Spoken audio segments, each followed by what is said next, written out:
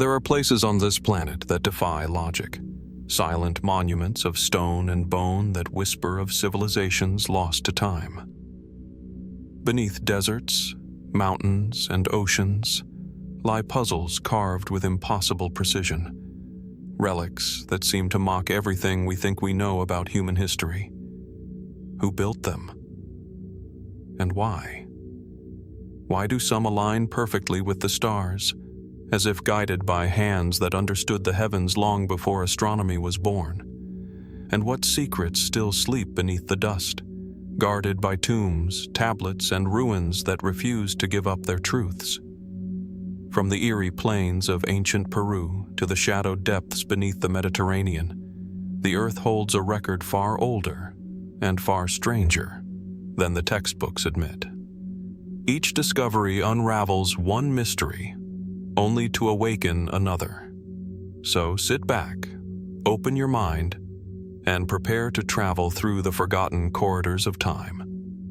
These are the unsolved archaeological mysteries you need to know, the ones that continue to haunt the edge of history. High on the windswept basalt plains of the central Golan Heights lies a vast and silent monument, a labyrinth of stone so old that even the earliest records of human civilization have nothing to say about it. Locals call it Rujm el-Hiri, the Mound of the Wild Cat. To archaeologists, it is a prehistoric enigma. 5 immense concentric circles built of dark volcanic rock, their lines forming a pattern that can only be truly seen from the air. The structure stretches more than 150 meters across, as large as a modern sports field, its walls rising no higher than a man's chest, yet spread with astonishing precision across the landscape. At its center stands a towering cairn, a mound of stone 5 meters high and nearly 20 meters wide. No mortar holds these rocks together. They rest upon each other in a careful balance, as if arranged by patient hands that knew both weight and time intimately. This place was built nearly 5,000 years ago, long before the pyramids of Egypt reached the sky, and centuries before Stonehenge took form on the plains of England.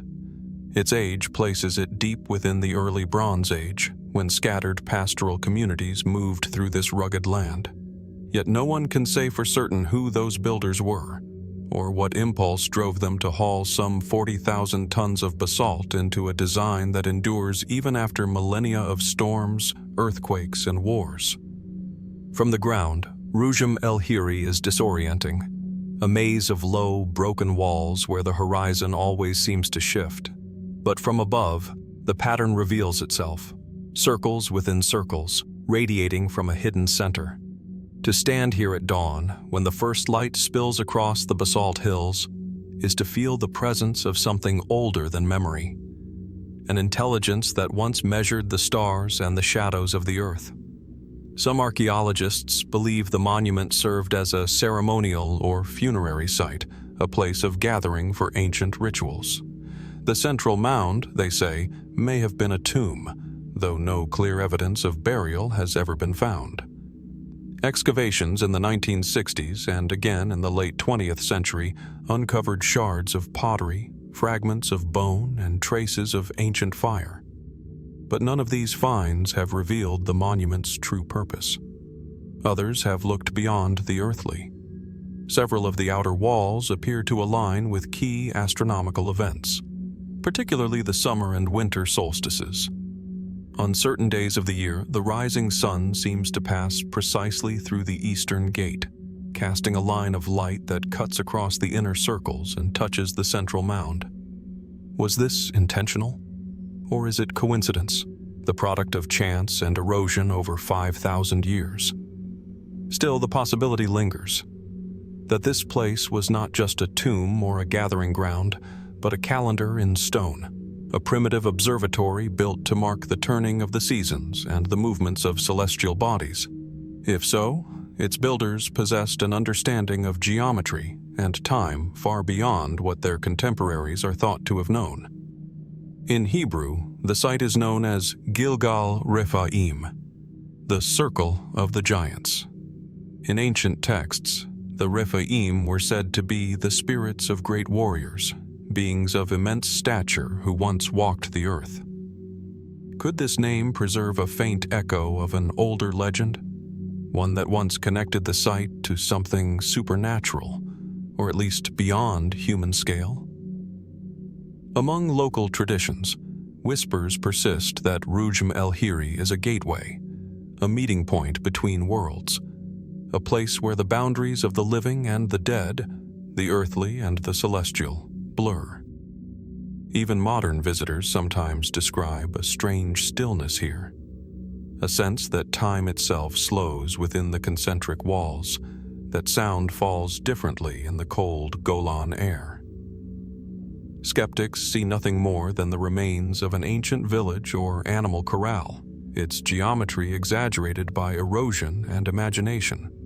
Yet such explanations fail to account for the precision of the design, or for the sheer effort involved in moving so much stone for so little practical purpose. In recent decades, high-resolution aerial mapping has deepened the mystery rather than solved it. The layout of the rings suggests mathematical order, ratios and alignments that repeat across multiple axes. The monument's position on a high plateau overlooking ancient trade routes between Mesopotamia and Canaan hints that it may once have been a regional marker, a sacred site that connected distant peoples through shared ritual or observation. But there is also a darker layer to its history. During excavations, archaeologists noted that the central cairn had been disturbed in antiquity. Someone, perhaps centuries after its construction, had tunneled into its heart. What did they seek? Treasure? Sacred relics? Or something far less tangible? Knowledge or power or communion with the spirits of the past? Whatever they found, they left behind silence. Today, Rujm el-Hiri stands mostly ignored, its weathered stone surrounded by windswept emptiness. Cattle sometimes graze among the circles. Tourists come rarely, save for the occasional archaeologist or the curious traveler drawn by whispers of a Middle Eastern Stonehenge. Yet those who visit often describe the same impression, that this place feels alive, as if watching. Perhaps it is the vastness of the landscape, the sense that here, on this remote plateau, the earth itself has memory. Or perhaps it is something deeper, the recognition that the people who built this monument, whoever they were, left behind a message we have yet to read. Was Rujm el-Hiri a tomb, a temple, a calendar, or something that defies all three categories? Did its builders seek to honor the dead, map the heavens, or reach for something entirely beyond our comprehension? For now, the circles keep their silence. And as the sun rises once more over the basalt hills of the Golan, its light slips through the same ancient alignments, a quiet reminder that some mysteries were never meant to be solved, only witnessed. As we leave the windswept basalt plains of the Golan Heights behind, the echoes of Rujm el-Hiri's ancient circles fade into the desert winds, and the story carries us southward, across shifting dunes and the timeless sands of Egypt. Here, beneath the red cliffs of Upper Egypt, another mystery awaits, one not carved in stone, but preserved in flesh. This is Gebelein, an arid stretch of desert some 25 miles south of Thebes, a place where the dry air and relentless sun have turned time itself into a preservative. It was here, over 5,000 years ago, that a body was laid to rest, or perhaps abandoned to the sands and forgotten for millennia. When it was found, around the turn of the 20th century, archaeologists could hardly believe what they were seeing. Before them lay a human form, not wrapped in linen or sealed within a tomb, but naked, curled on its side, knees drawn toward the chest, the posture of sleep.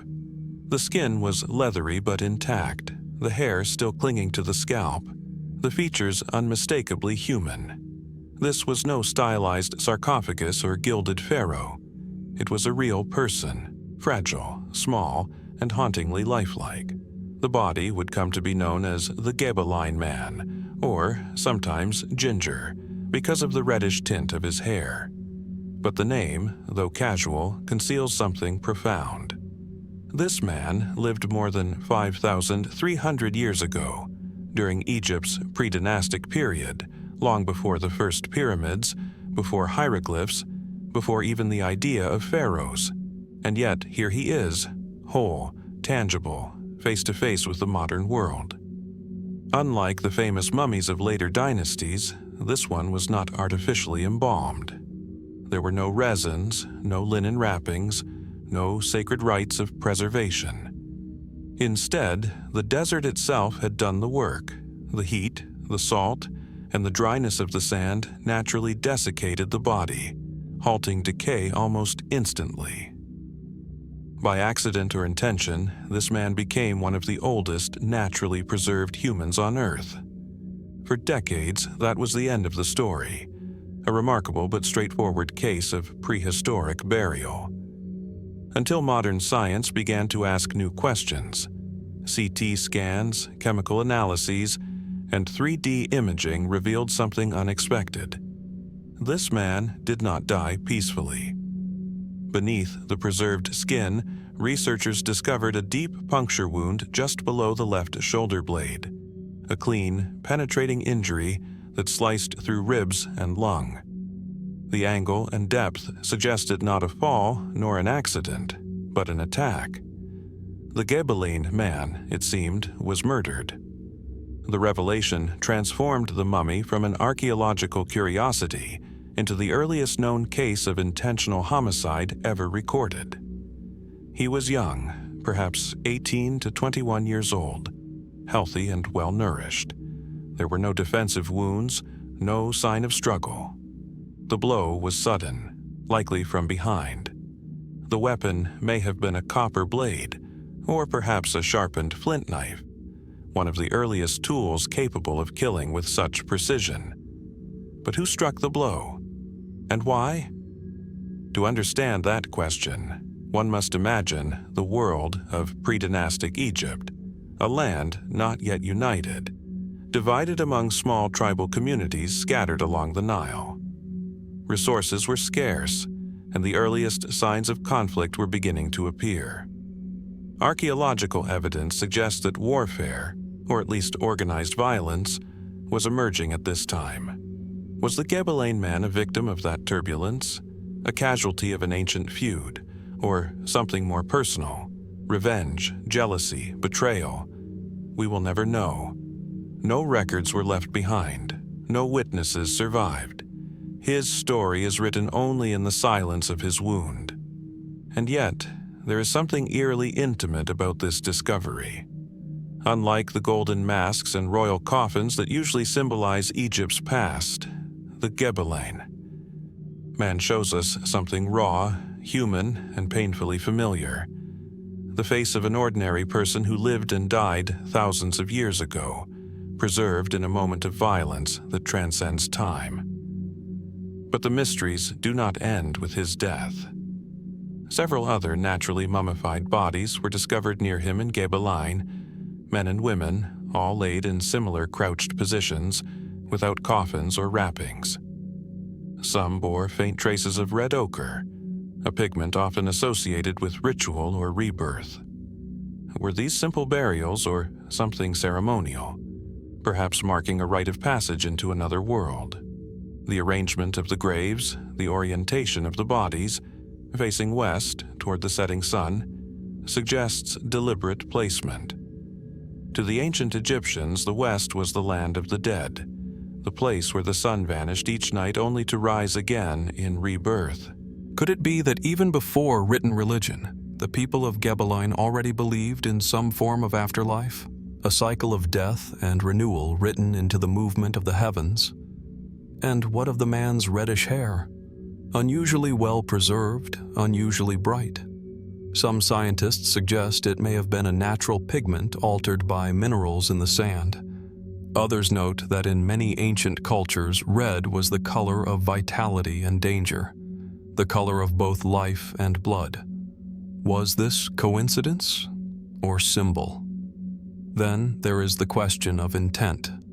Was his body buried deliberately in the hot sand, his people unknowingly creating the perfect conditions for preservation? Or was it left exposed, perhaps as punishment or neglect, mummified by chance rather than care? If the latter is true, then what we see today may not be a monument to remembrance, but an accident of cruelty and environment, the desert's indifference immortalized. Some fringe researchers have speculated further, suggesting that such natural mummification might not have been accidental at all. Could ancient Egyptians have observed how the desert preserved their dead and later developed mummification techniques to imitate it? If so, the Gebelein man would not just be the earliest known murder victim, but also the prototype of an entire civilization's approach to death and eternity.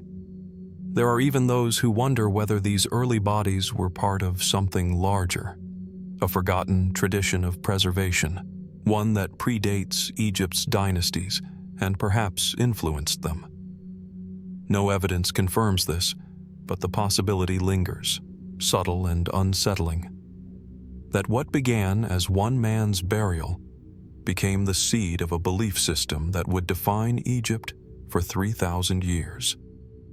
Today, the Gebelein man rests quietly in the British Museum, his body displayed in a carefully controlled glass case.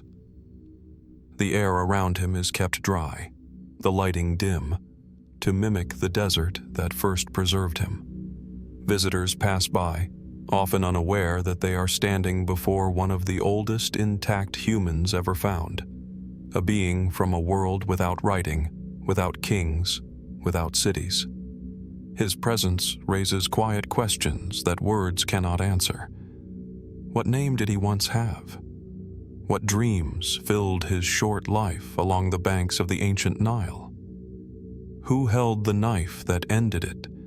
And what did that moment mean 5 millennia ago, beneath the same sun that still rises over Egypt today? The Gebelein man remains silent.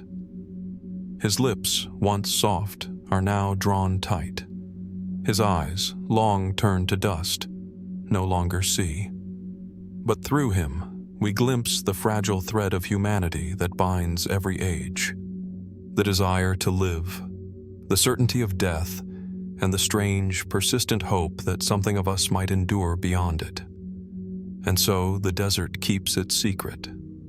One man, one wound, one question that refuses to fade.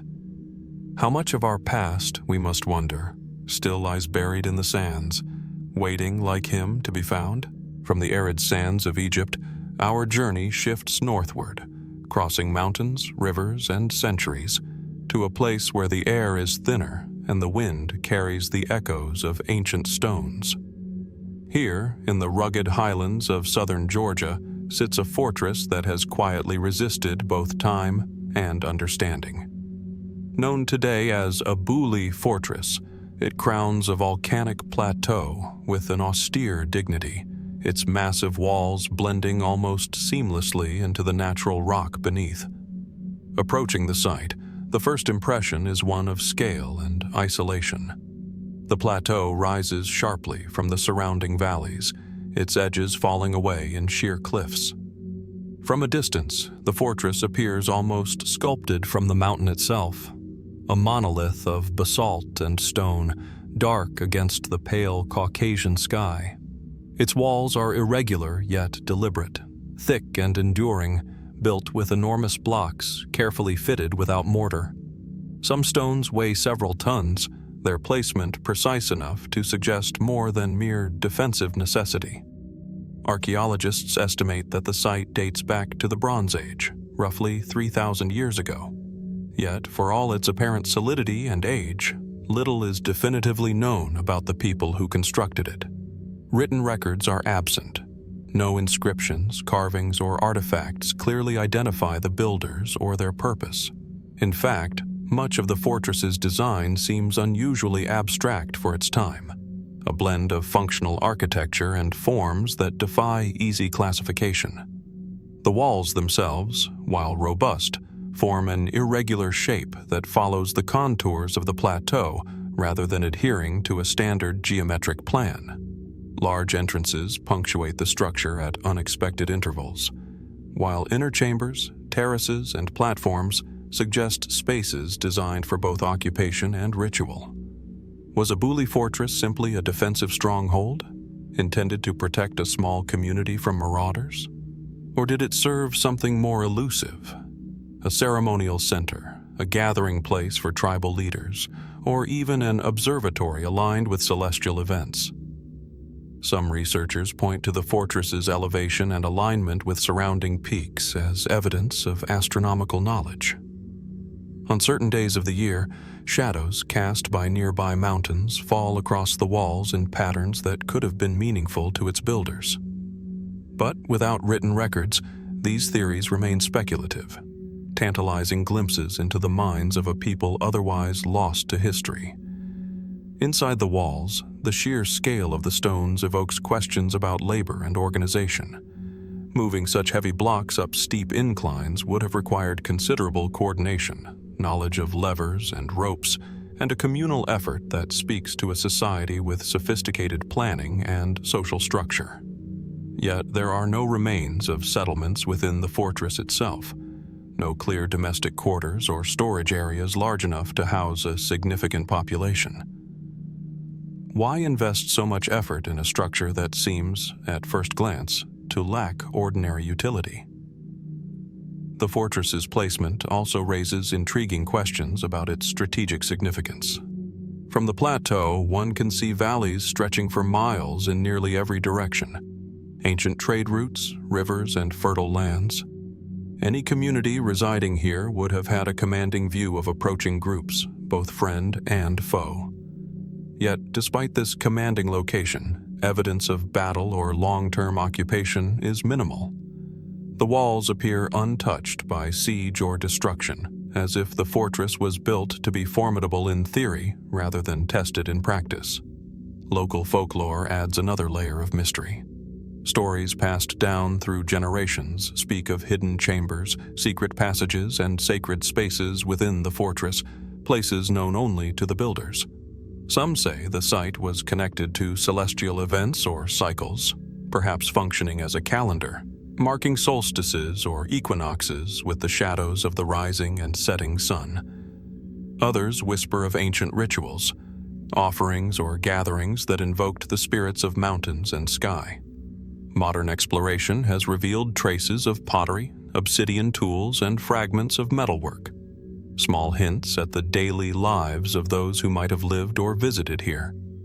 Yet even these finds are sparse, leaving open the question of how, or even if, Abuli Fortress was regularly occupied.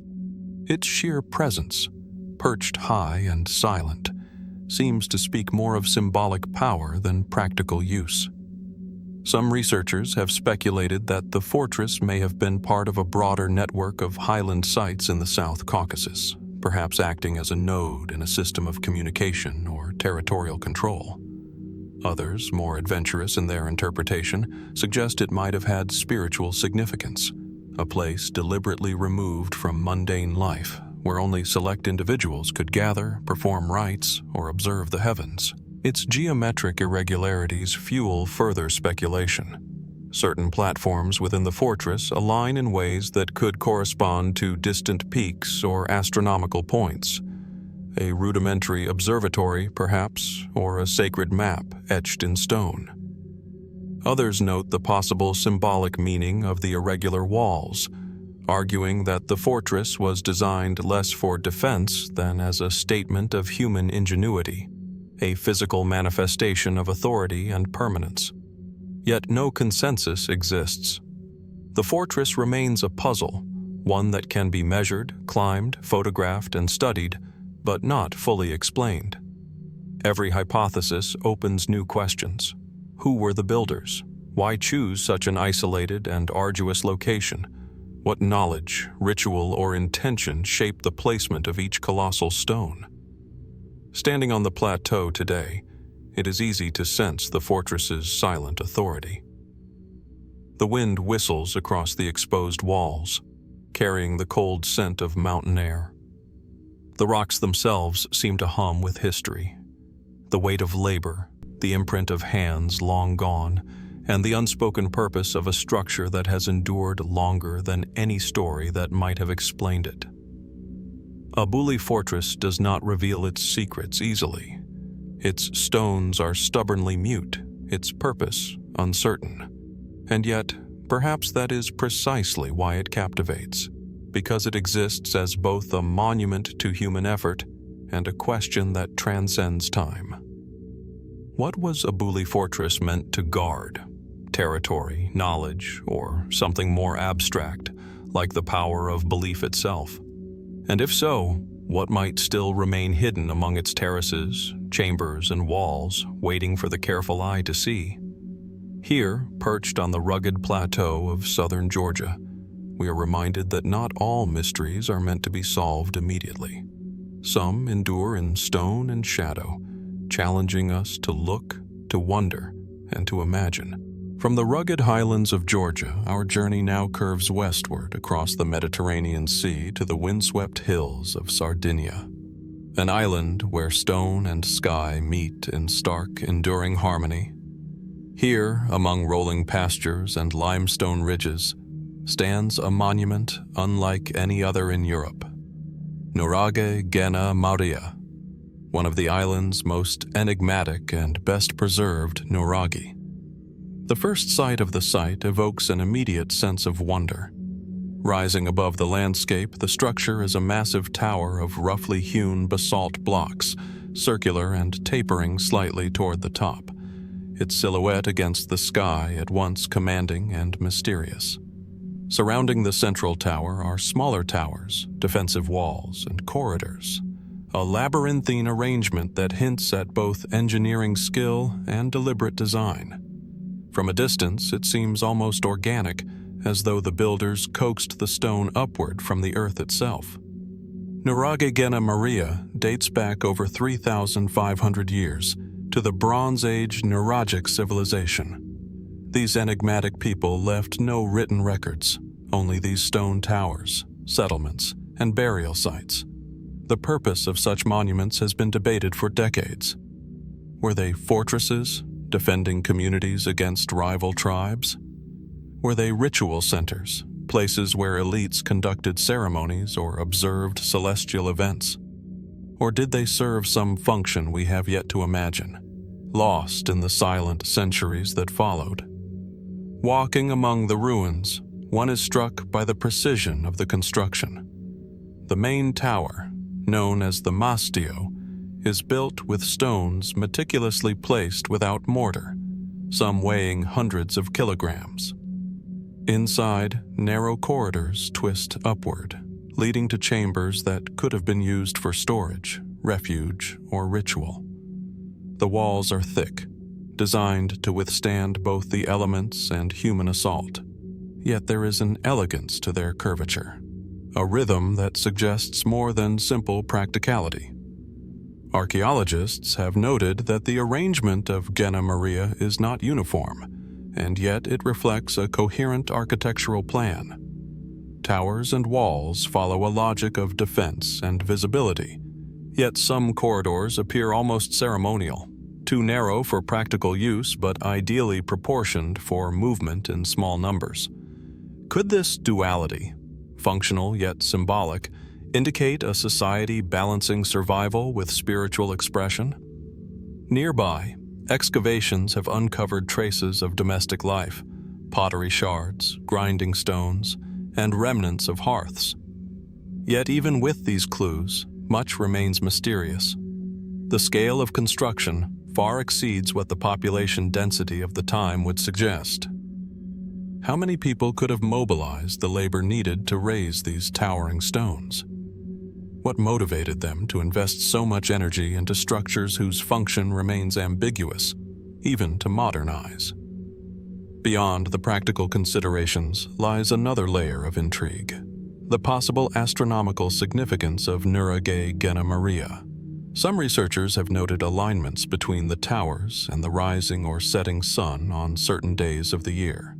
perhaps indicating solar observatories or ritual calendars.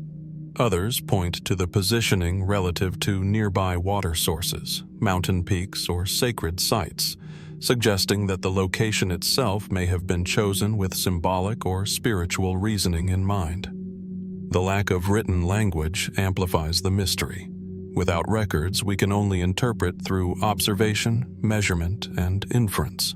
Some scholars have speculated that the Nuraghe, including Genna Maria, were markers of territorial or social influence, monumental statements intended to convey power and cohesion to the wider population. Others propose that the towers functioned as complex ritual landscapes, connecting the living with the ancestors, the earth with the heavens.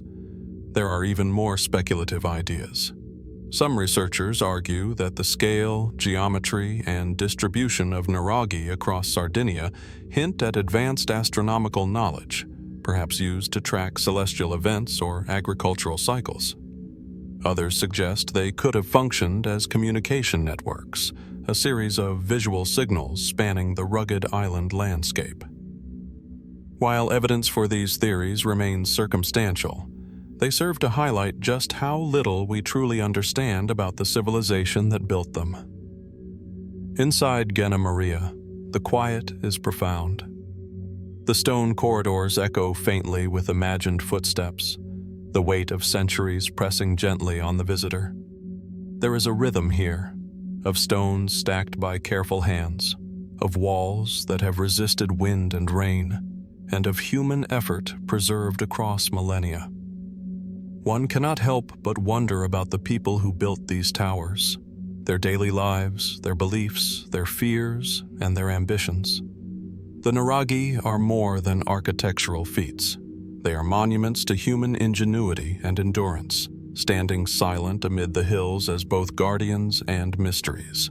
They provoke questions that cannot easily be answered. Were these structures homes, fortresses, temples, or some combination of all three? Were they the domain of a ruling elite, or did they belong to the community as a whole? And if they were abandoned or fell out of use, why were they left standing, untouched by later populations? Even today, scholars debate the meaning of Nuraghe Genna Maria. Its stones are etched with the passage of time, yet they hold their secrets tightly. Every corner, corridor, and chamber suggests intelligence and intention, yet no record tells us what that intelligence meant to those who wielded it.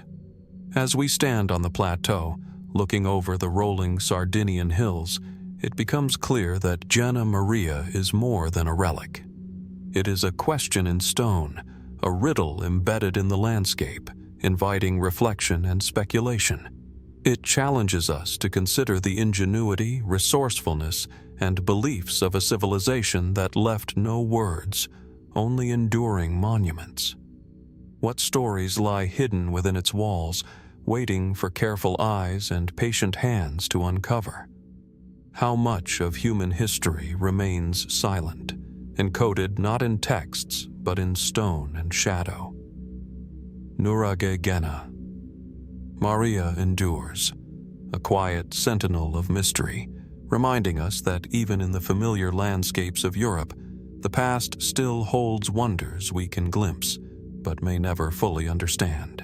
From the stone towers of Sardinia, our journey now takes us across the Mediterranean, over deserts and mountains, to the highlands of southern Ethiopia.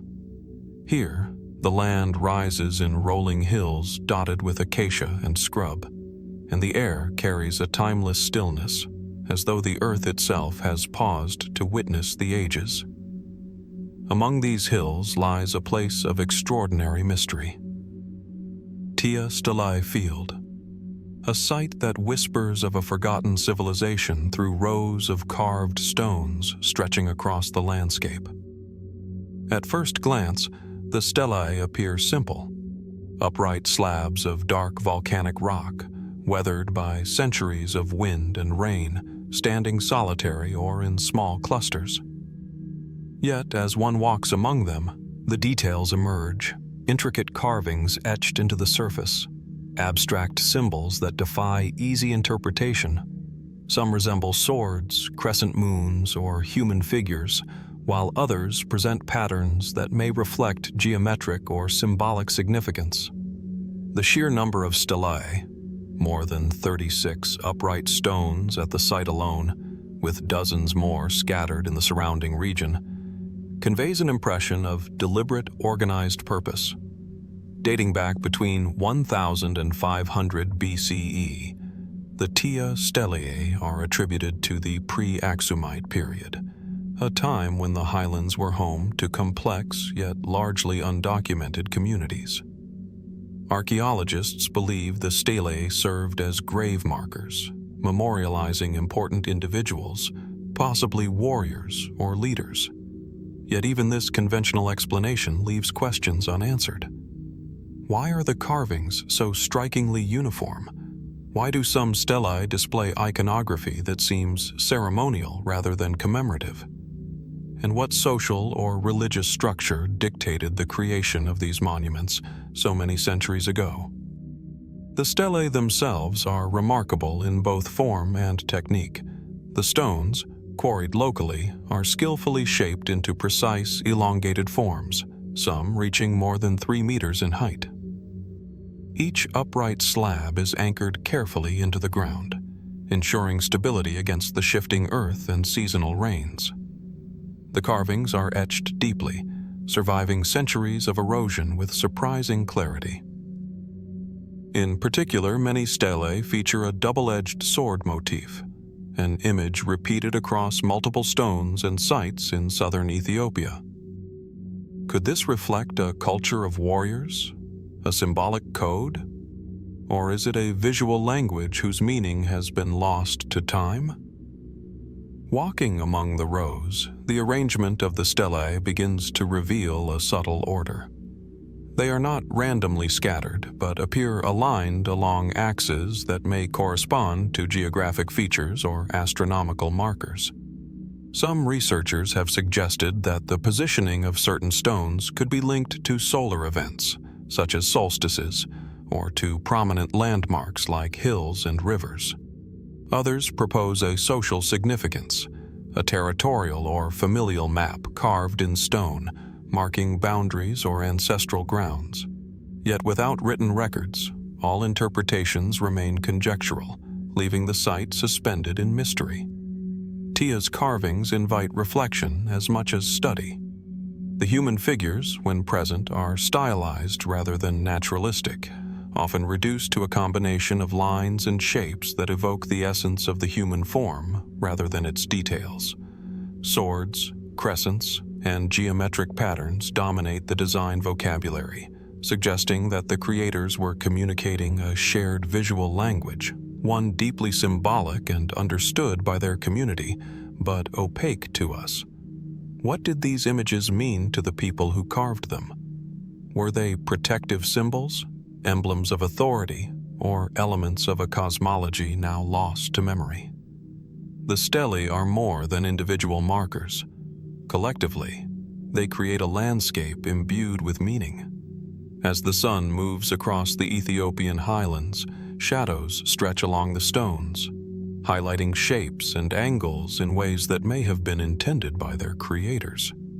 Could the field have functioned as a ceremonial space, a gathering ground for rituals connecting the living with the dead?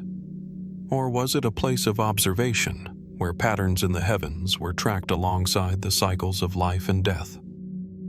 Some scholars have suggested that Tiya, along with other similar stelae fields in the region, points to the existence of a pre-Aksumite civilization whose cultural and technological sophistication is only partially understood.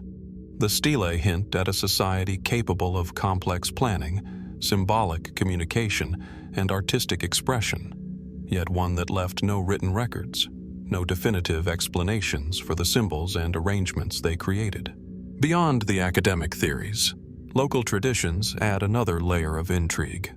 Stories passed down through generations speak of ancestors who communicated with the spirits of the stones, who danced or performed rituals among the stelae to honor the dead and maintain the balance of the land. While impossible to verify, These oral histories suggest that Tiya's significance may extend beyond the material world into spiritual and cultural dimensions that modern science can only glimpse. Archaeological excavations at Tiya have revealed human remains buried near the stones, often accompanied by simple grave goods, pottery, beads, and occasionally tools. These findings confirm the Stelae's function as a funerary site, but they also deepen the mystery. The scale, craftsmanship, and symbolic complexity of the stones suggest that Tiya was more than a cemetery. It was a statement, a place of memory, ritual, and identity, created with intention and care that endured for centuries.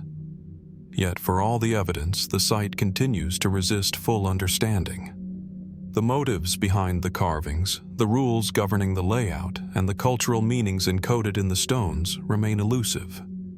Each stela, each line etched into volcanic rock, is a silent witness to human thought and intention, a voice from the distant past speaking through stone. Standing among the Tiya Stelae today, one cannot help but feel the weight of time.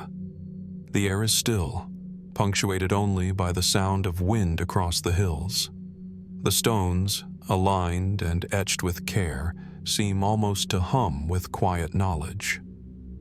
What were the beliefs, fears, and aspirations of the people who stood here thousands of years ago, shaping stone to commemorate life, death, and the unknown? Tiya invites contemplation, challenging us to imagine a civilization that thrived in these highlands long before the rise of empires, a society sophisticated in its art, its symbolism, and its sense of place. It is a reminder that human history is layered and complex, and that many of its secrets are preserved not in texts, but in stone, carefully positioned and patiently enduring. As we leave the Tiya Stelae behind, we are left with a simple, profound question. How much of our past remains encoded in the landscapes around us, waiting silently for discovery? The stones of Tiya endure, a testament to human creativity, memory, and mystery, and an invitation to wonder what else may lie hidden in the hills of Ethiopia just beyond our understanding. From the carved stones of Ethiopia, our exploration carries us southeast, across the Indian Ocean and over dense forests and misty mountains, to the remote highlands of northern Laos. Here, in a region shaped by rivers, limestone cliffs, and rolling plateaus, lies a landscape unlike any other. The Plain of Jars, an enigmatic scattering of massive stone vessels that seem to rise from the earth as if planted by giants. At first glance, the jars appear simple, circular, cylindrical, often wider at the top, carved from sandstone, granite, or conglomerate rock. Yet the scale and number of these objects is staggering. Some jars are over 3 meters tall and weigh several tons, while others are smaller but no less imposing. Estimates suggest that tens of thousands of these containers are distributed across hundreds of sites throughout the Xiangquang Plateau. From a distance, the plain seems almost surreal, a forest of stone jars dotting the misty hills, silent witnesses to a past that remains largely unknowable. The jars have been dated roughly to 500 BCE to 500 CE, during a period when the region was home to scattered complex communities. Archaeologists have long speculated about their function. Were they used in funerary practices, serving as urns for the dead? Excavations have uncovered human remains, burial goods, and evidence of cremation associated with some jars, supporting this theory.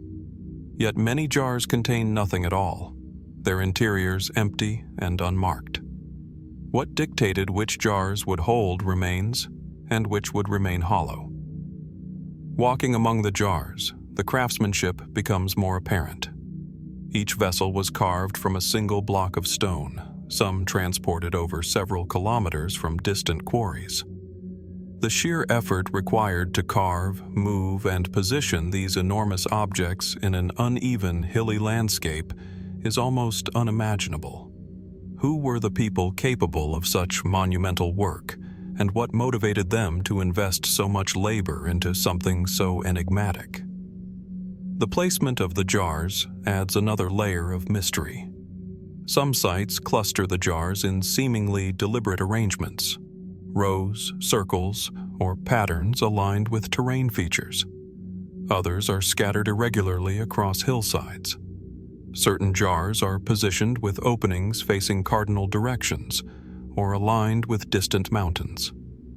Was there a symbolic geography at play, a map of spiritual or territorial significance? Or is the layout more practical, dictated by the contours of the landscape and available stone? Archaeologists have noted variations among the jars as well. Some are simple, undecorated cylinders, while others bear carved motifs, circular bosses, geometric patterns, and subtle bas-relief forms. These stylistic differences may indicate regional or temporal variations, or perhaps the status of the individuals associated with particular jars. Could these carvings encode information about lineage, belief, or ritual practice? Or were they purely aesthetic, reflecting an early appreciation for form and design? The human story behind the jars is equally elusive. Few written records survive from this period in Laos, leaving only oral traditions and the jars themselves as testimony. Local legends speak of giants who once inhabited the plateau, hollowing massive containers to hold rice or water. While these tales are symbolic, they hint at a sense of reverence and awe that has persisted for centuries. Did the builders intend the jars to be monumental, visible from afar? Or did the scale serve a spiritual purpose, elevating the dead or sacred contents toward the heavens? Recent scientific investigations have begun to shed light on the jar's construction. Analysis of the stone and tool marks suggests the use of hammerstones, chisels, and wedges, and careful planning to balance weight and stability. Yet the transportation of the largest jars remains puzzling. Some scholars propose rolling the stones on logs or dragging them with ropes and manpower. Others speculate that waterways or rudimentary sledges may have been used. Regardless of the method, the effort indicates not only technological ingenuity, but a society capable of mobilizing labor for a shared, long-term purpose. The jar's funerary associations invite further questions. Excavations have revealed evidence of cremated human remains and burial goods, including beads, ceramics, and metal objects. Yet these findings are inconsistent across sites. Why were some jars used for burials and others left empty? Could some jars have been symbolic placeholders, ritual vessels for ceremonies rather than repositories for remains? Or were they perhaps part of a larger cosmological framework representing elements of life, death, and rebirth in ways that are now lost to us? Even more puzzling are the mass graves and stone discs found in association with some jars. These discs, sometimes carved with faces or geometric patterns, may have served as lids or markers, yet their meaning remains uncertain. Were they protective, ceremonial, or commemorative? And why do some jars remain uncovered, their interiors exposed to the elements for centuries? Beyond these archaeological questions, the plain of jars has witnessed a more recent layer of mystery and danger. The plateau was heavily bombed during the mid-20th century, leaving unexploded ordnance scattered among the stones. This has complicated excavation and study, and serves as a stark reminder of how human conflict overlays the ancient mysteries of the past. Despite these obstacles, researchers continue to work carefully, piecing together fragments of lives and practices that stretched across a millennium. Standing among the jars today, it is difficult not to feel a sense of awe. The silence is profound, broken only by the wind rustling through grasses and the distant calls of birds. The stones, weathered yet resilient, carry an almost palpable weight of history, the labor of generations, the ritual intentions of long-vanished communities, and the mystery of human purpose frozen in stone. What did the builders of the Plain of Jars hope to achieve? Were these monuments a statement of power, a guide for the dead, a bridge to the spiritual realm, or something entirely unknown? Could they represent an early, sophisticated understanding of death, society, and landscape, now largely erased by time? As the mist rises over the hills of Xiangquang, casting shadows across the massive jars, one cannot help but sense the persistence of unanswered questions. The Plain of Jars endures, a silent testament to human ambition, ingenuity, and ritual, a puzzle left in stone for us to ponder. And as we move forward in our exploration, the question remains: how many secrets of the human past lie scattered across the earth, visible yet silent, waiting for the patient observer to discover their meaning? From the remote highlands of Laos, our exploration now travels northwest, across continents and cultures, to the rolling hills of central Bosnia and Herzegovina. Here, nestled among the verdant landscapes of the Sarajevo Valley, rise a series of formations that have captured global attention and stirred heated debate: the Bosnian Pyramids. The most prominent of these is Visočica Hill, a vast triangular mound that, when seen from certain angles, seems unnaturally geometric. Its slopes are sharply angled, its apex nearly perfect, and its orientation aligns intriguingly with the cardinal points. Surrounding it are several smaller hills, some exhibiting similar pyramidal forms, arranged in a way that has prompted some to consider whether they were deliberately constructed. From a distance, the impression is striking: a cluster of hills that appear less shaped by natural erosion and more by human hands. Excavations began in earnest in the early 2000s, spearheaded by a team of local researchers and archaeologists. Beneath layers of soil and rock, evidence of man-made terraces, stone blocks, and tunnel systems has been uncovered. Radiocarbon dating of organic material in the surrounding layers suggests significant activity during prehistoric periods. Some proponents argue that the site represents the largest and oldest pyramid complex in the world, predating even those of Egypt and Mesoamerica.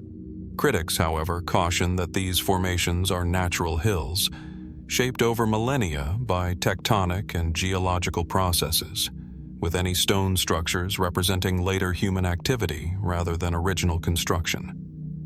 As one approaches the hills, the scale of the formations becomes undeniable. Visočica, often referred to as the Pyramid of the Sun, rises sharply from the valley floor, its contours startlingly regular compared to the surrounding undulating landscape. Terraces and layers of stone seem to follow a coherent pattern, leading some researchers to speculate about engineering knowledge, planning, and labor organization far beyond what is expected of prehistoric societies in this region. The site also contains a network of tunnels and chambers, some naturally formed, others appearing to have been modified or reinforced. Excavators have uncovered carefully placed stones lining the walls, along with fragments of ceramics, tools, and deposits that suggest ritual use or deliberate construction. Traces of mineral-rich concrete-like material have sparked debate about whether prehistoric civilizations possessed advanced building techniques that are not yet fully understood. Adding to the intrigue is the alignment of the hills. The Pyramid of the Sun and its neighboring formations are said to correspond with astronomical events, including solstices and equinoxes. Certain tunnels and passageways appear oriented in ways that allow light to penetrate chambers only during specific times of the year, suggesting an awareness of celestial patterns. Could these alignments indicate an ancient understanding of astronomy, encoded into the landscape itself? Or are they coincidental, natural phenomena interpreted through the lens of human imagination? The debate surrounding the Bosnian Pyramids is as much about perception as it is about evidence. Skeptics argue that the hills' triangular shapes result from natural geological processes, sedimentary layering, erosion, and tectonic uplift. and that the terraces and stone formations are coincidental or the product of later quarrying. Yet for many, the symmetry, scale, and apparent orientation of the hills defy purely natural explanations. Could it be that ancient people recognized the form of these hills and enhanced them with construction techniques now lost to history? Or did the natural features themselves inspire myth and ritual, becoming sacred landscapes in their own right? Within the tunnels, excavators have found artifacts and objects that challenge simple categorization. Ceramic shards, metal fragments, and even blocks shaped into rectangular forms suggest that human activity predates historical records in the region. Some theorists propose that the site may have served ceremonial, astronomical, or burial purposes, functioning as both a cultural center and a symbolic monument to human ingenuity. The possibility that these hills were not merely natural, but intentionally shaped, continues to fuel fascination and debate. The landscape surrounding the Bosnian Pyramids also contributes to their enigmatic aura. The valley is dotted with smaller mounds and terraces, suggesting a complex network of human settlement and activity over centuries. Forests and rivers weave through the hills, creating a dramatic interplay of light and shadow. Walking among the terraces, one feels an almost palpable sense of design. The lines of the hills and the placement of stones evoking order and intent. Yet, the absence of conclusive evidence leaves the mind suspended between wonder and skepticism. Cultural memory in the region adds another dimension. Local legends speak of ancient builders, civilizations long forgotten, and sacred knowledge encoded in the hills. Some traditions maintain that the tunnels connect to lost underground chambers, spaces of ritual or refuge. These stories, while anecdotal, suggest that the hills have inspired awe for centuries, shaping human perception and imagination across generations. Perhaps the most compelling aspect of the Bosnian Pyramids is how they challenge our assumptions about ancient societies. Whether natural formations or human-made structures, they provoke questions about architecture, astronomy, and social organization far earlier than previously documented in Europe. The possibility that prehistoric people could have envisioned, designed, and partially constructed monumental forms on such a scale invites reflection on the scope of human ambition, creativity, and knowledge in times we often consider primitive. Standing at the base of Vysotseka, looking upward toward the apex, one senses both permanence and mystery. The terraces, tunnels, and surrounding landscape are silent, yet they speak in the language of stone and shadow, hinting at intention, endurance, and perhaps knowledge that has vanished from history. Were these hills shaped by the hands of humans with an advanced understanding of geometry and astronomy? Or are we reading human purpose into the natural, interpreting coincidence as design? Could there be fragments of an ancient civilization yet undiscovered, lying beneath layers of soil and rock, awaiting patient investigation? The Bosnian Pyramids endure as a question etched in the landscape, a puzzle that bridges natural and human history, inviting us to consider what we know, what we assume, and what may still remain hidden. And as the wind sweeps across the valley, stirring the leaves and whispering through the tunnels, we are reminded that the earth keeps its secrets patiently, revealing them only to those willing to observe, wonder, and question. From the enigmatic hills of Bosnia, our journey returns to the highlands of Ethiopia, a land of dramatic escarpments, rolling plateaus, and a history that stretches back millennia. Here, in the northern region of Lalibela, we encounter a phenomenon that seems to defy ordinary human imagination: the Rock-Hewn churches, a network of monumental structures carved entirely from living rock. At first glance, Lalibela's churches appear almost miraculous. From the surrounding landscape, the massive monolithic blocks rise from the earth as if shaped by nature itself. Yet, upon closer inspection, every church has been painstakingly hewn from solid volcanic tuff, carved downward from the surface, forming interiors, passageways, and courtyards with meticulous precision. The largest, Bete Georgis, shaped in the form of a cross, seems to emerge seamlessly from the bedrock, its walls, windows, and roof integrated into a single, unbroken mass of stone. The craftsmanship is astonishing, especially given the tools available in the 12th and 13th centuries, when these structures were traditionally thought to have been built. Walking among the churches, the complexity becomes ever more apparent. The site contains 11 major churches, interconnected by a network of trenches, tunnels, and corridors. Some of these passageways descend into the earth, while others link churches separated by open courtyards. The precision of angles, the symmetry of spaces, and the careful attention to detail suggest not only skill, but a comprehensive architectural plan executed with exceptional foresight and technical knowledge. The history of Lalibela is intertwined with legend. King Lalibela, after whom the town is named, is said to have envisioned the churches as a new Jerusalem, a spiritual replacement for the holy sites of the Holy Land at a time when pilgrimage to Jerusalem was difficult or dangerous. Tradition holds that the king, guided by divine inspiration, oversaw the construction of these monolithic wonders, aided by countless laborers over decades. Yet even allowing for extraordinary skill and devotion, questions remain. How were these massive structures carved with such uniformity? How was the stone removed and shaped so precisely without scaffolding or modern machinery? Archaeologists have attempted to understand the logistics of Lalibela's construction. The volcanic tuff is relatively soft when freshly quarried, allowing carving with chisels and hammers, yet it hardens with exposure to air, creating a durable structure. Despite this knowledge, the sheer scale and precision of the churches remain impressive.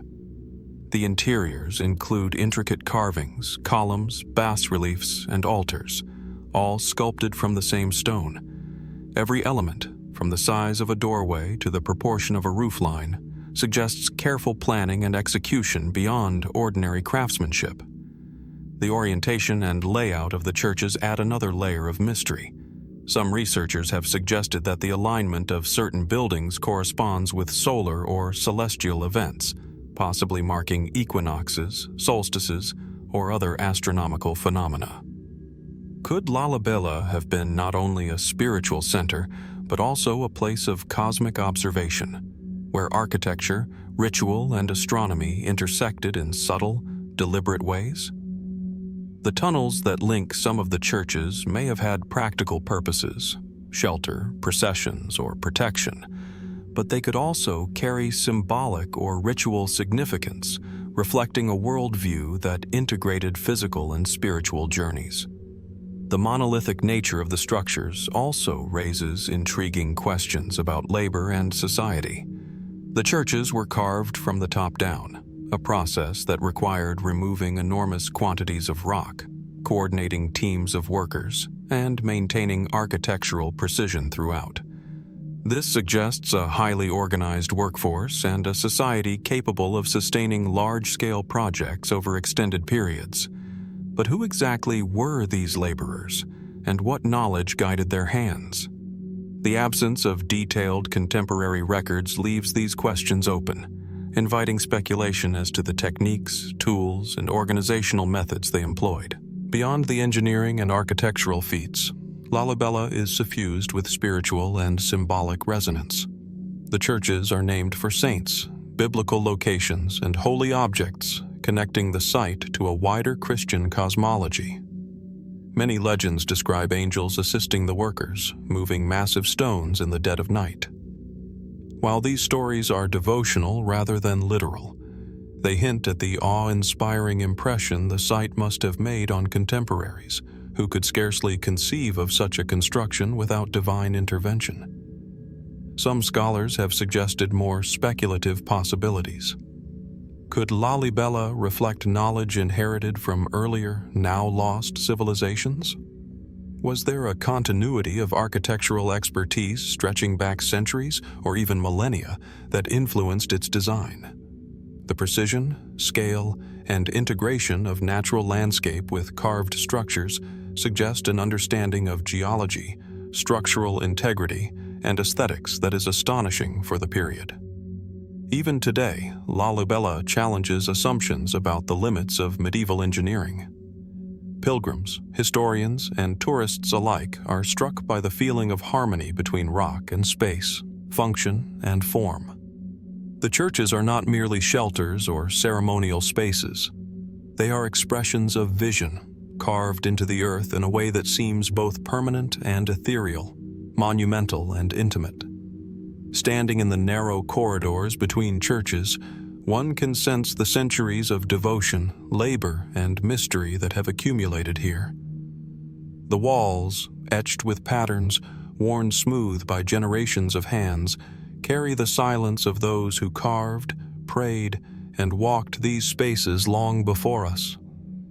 Every turn of a corridor, every shadow across a trench, seems deliberate, as though the site itself is a language, a dialogue between human aspiration, natural stone, and the sacred. What drove the creators of Lalibela to undertake such a monumental task? Was it purely faith, or did the site serve multiple purposes, political, spiritual, and perhaps even astronomical? How much knowledge, technique, and ritual wisdom has been lost, buried beneath centuries of use, devotion, and legend? The rock-hewn churches of Lalibela endure as a mystery, a marvel of human ingenuity and spiritual aspiration. They stand as a reminder that architecture can be more than shelter or statement. It can be a bridge between earth and sky, human effort and divine inspiration, the visible and the unseen.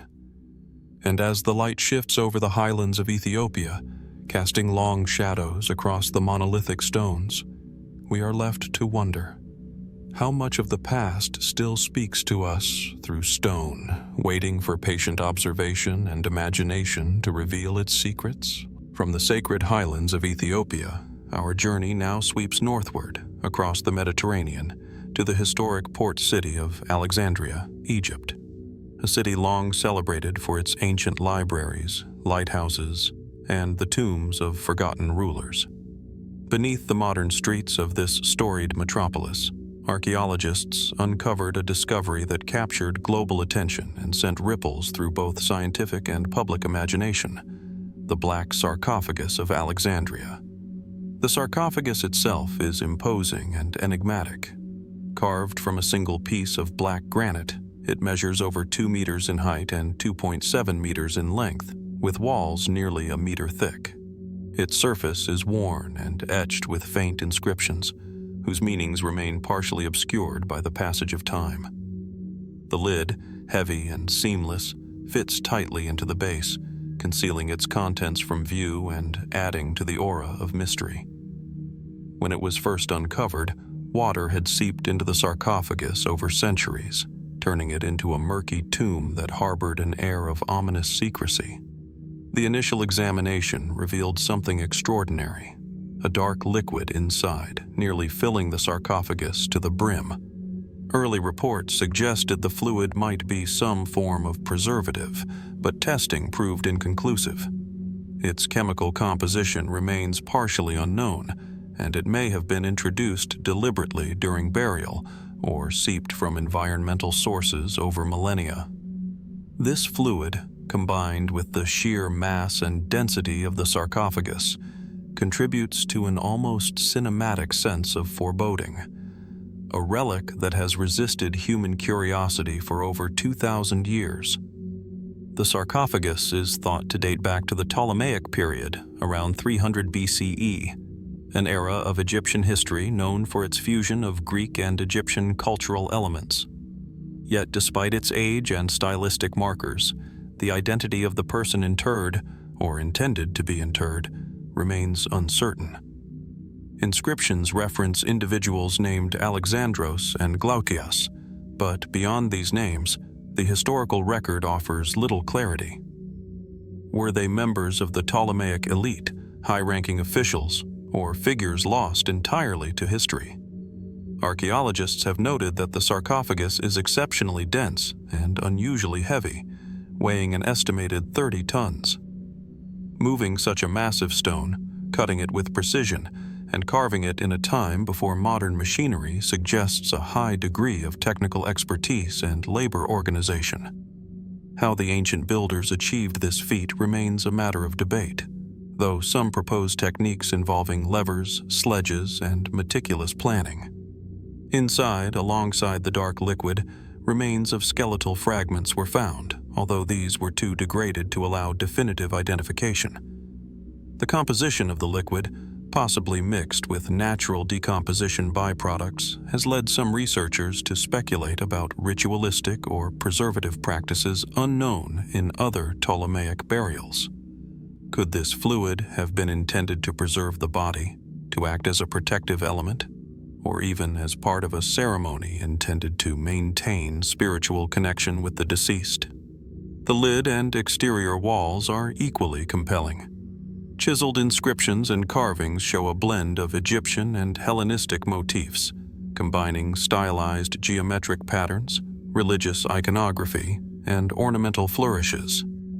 The imagery is subtle but deliberate, hinting at cultural syncretism and a sophisticated understanding of symbolism. Why was this particular style chosen, and what message might it have conveyed to those who first viewed the sarcophagus? Was it meant to intimidate, honor, or conceal knowledge? Beyond the physical attributes, the sarcophagus's discovery beneath a modern city adds a layer of intrigue. For centuries, the urban landscape of Alexandria has shifted, burying ancient structures beneath streets, homes, and marketplaces. That such a massive object could remain hidden for millennia speaks to both the passage of time and the layers of human civilization that have risen and fallen above it. How many other secrets lie undiscovered beneath the city, silent witnesses to history, waiting for careful excavation? The discovery has sparked wider speculation. Some fringe theories suggest connections to lost knowledge, forbidden rituals, or even supernatural phenomena fueled by the dark liquid, the massive weight, and the unknown identities. While there is no empirical evidence to support these ideas, the questions they raise highlight the enduring human fascination with the unknown, the desire to understand not just who built it or who was buried, but why such a tomb was constructed in this particular manner. The black sarcophagus, in its quiet enormity, evokes profound reflection. Its walls, carved with skill and care, have contained secrets for over 2,000 years. The liquid, the inscriptions, the skeletal remains, each element invites questions rather than offering answers. How did the builders select the materials? How were such enormous stones transported, lifted, and polished to near perfection? And most pressing of all, what was the intention behind the sarcophagus's unusual interior?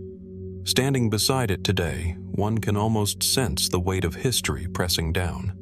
The air inside the partially drained chamber is damp and heavy, the light muted as it filters through narrow gaps around the lid. The sarcophagus is at once monumental and intimate, a vessel designed to hold life, death, and perhaps mystery itself. It serves as a reminder that history is rarely linear or complete. Even in a civilization as well documented as Ptolemaic Egypt, objects like the black sarcophagus remind us that some chapters remain hidden, their stories waiting for careful study, patient observation, and the willingness to accept ambiguity. What lies at the bottom of the black liquid? Who exactly was meant to rest within these monumental walls? And what knowledge, ritual, or symbolism has been lost to time, leaving only shadows of understanding for us to interpret? The black sarcophagus endures as a silent sentinel beneath the city of Alexandria, a testament to human craftsmanship, mystery, and the limits of our knowledge. Its secrets, held in stone and darkness, continue to invite curiosity, wonder, and reflection, challenging us to ponder not just the past we know, but the past that still remains unseen. From the shadows of Alexandria, Our journey now moves southwest, across oceans and continents, to the rugged peaks of the Peruvian Andes, where mist-shrouded mountains hold the echoes of civilizations long vanished. Perched on a precipitous cliff above the Urubamba River Valley lies a sight that few travelers see, yet its presence commands the imagination: the Temple of the Moon, a hidden complement to the more famous Machu Picchu, carved into rock with precision and reverence. The temple is a monolithic complex, sculpted directly from the granite cliff face. Unlike Machu Picchu's terraces and open plazas, the Temple of the Moon descends into the earth, an intricate network of chambers, niches, and passageways that feel both deliberate and enigmatic. The air is cool, tinged with damp stone and the faint scent of centuries-old moss. Shafts of sunlight pierce openings in the rock, illuminating carved staircases, niches, and small altars, giving the space a sacred glow that shifts with the rising and setting sun. The sense of immersion is immediate. Here, humans shaped stone to create a world both functional and ceremonial, a threshold between earth and sky. Archaeologists date the site to the Inca period, roughly the 15th century CE, though some evidence suggests earlier use by preceding cultures. The temple's purpose remains elusive. It is thought to have been a ceremonial complex, perhaps a place of lunar worship or astronomical observation. Certain walls and niches align with lunar cycles, while some terraces are oriented toward prominent mountain peaks, suggesting an intimate relationship between architecture and the natural landscape. Could this have been a site where the movement of the moon dictated ritual timing, agricultural cycles, or spiritual ceremonies? The alignment raises more questions than it answers. The temple's construction is remarkable for its precision. Stones have been cut and fitted with near-perfect accuracy, their edges meeting with such exactness that mortar is unnecessary. Stairways carved into the rock descend sharply into chambers whose ceilings are low and often irregular, giving a feeling of intimacy despite the site's scale. Niches are carved into walls, some shaped to hold offerings or ceremonial objects. Others seem abstract, their purpose hidden, suggesting a symbolic or ritual significance that escapes modern interpretation. Nearby, evidence of fire pits and ash layers hints at ceremonial use, possibly offerings, feasts, or rites conducted in the cool shadows of the rock. Pottery fragments, tools, and scattered organic remains have been recovered, providing glimpses into human activity, yet they offer no definitive explanation of the temple's overarching purpose. Why was such care taken to carve a structure so deep and complex into a mountainside? Was the isolation intentional, creating a sacred space removed from the public gaze, a place where only priests or elites could enter? The Temple of the Moon also raises questions about Inca engineering and knowledge of stonework. The rock is hard granite, requiring remarkable skill to carve with the tools available at the time.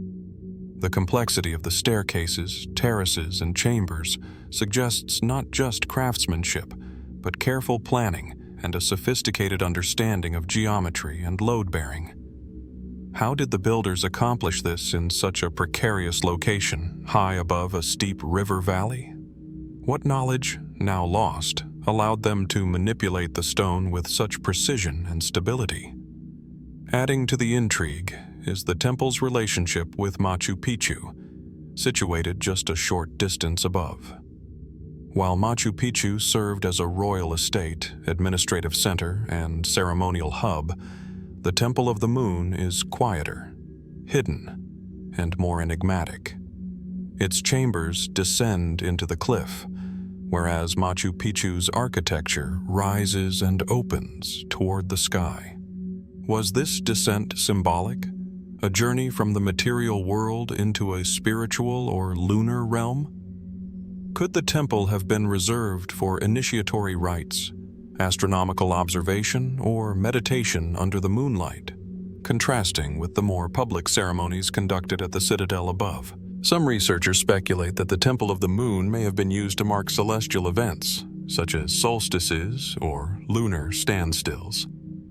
Certain niches and windows appear to catch light only during specific times of the month or year, illuminating carved figures or spaces in ways that may have held deep symbolic meaning. This possibility suggests that the Incas, or their predecessors, possessed a sophisticated understanding of astronomy, encoded directly into their sacred architecture. Yet, as with much Inca construction, the absence of written records leaves these interpretations tantalizingly incomplete. Walking through the chambers today, one senses the temple's quiet power. The walls, worn smooth by centuries of exposure and occasional human touch, carry an almost palpable sense of intention. Every stair, niche, and terrace seems deliberate, yet many details remain unexplained. What ceremonies were performed here? What rituals guided the hands of those who built and maintained it? And what knowledge, spiritual or practical, has been lost to time? The Temple of the Moon endures as both a marvel of construction and a mystery of purpose. It challenges our assumptions about human ingenuity, about the capacity of societies to create sacred spaces in remote and perilous locations. It reminds us that even in well-studied civilizations, layers of ritual, symbolism, and knowledge remain hidden, waiting for patient eyes and careful interpretation. As the mist drifts across the mountains and the moon rises over the Urubamba Valley, the temple's shadow stretches across terraces and stairways, evoking a sense of timelessness. The stones, carved with care and intention, whisper of human ambition, devotion, and imagination.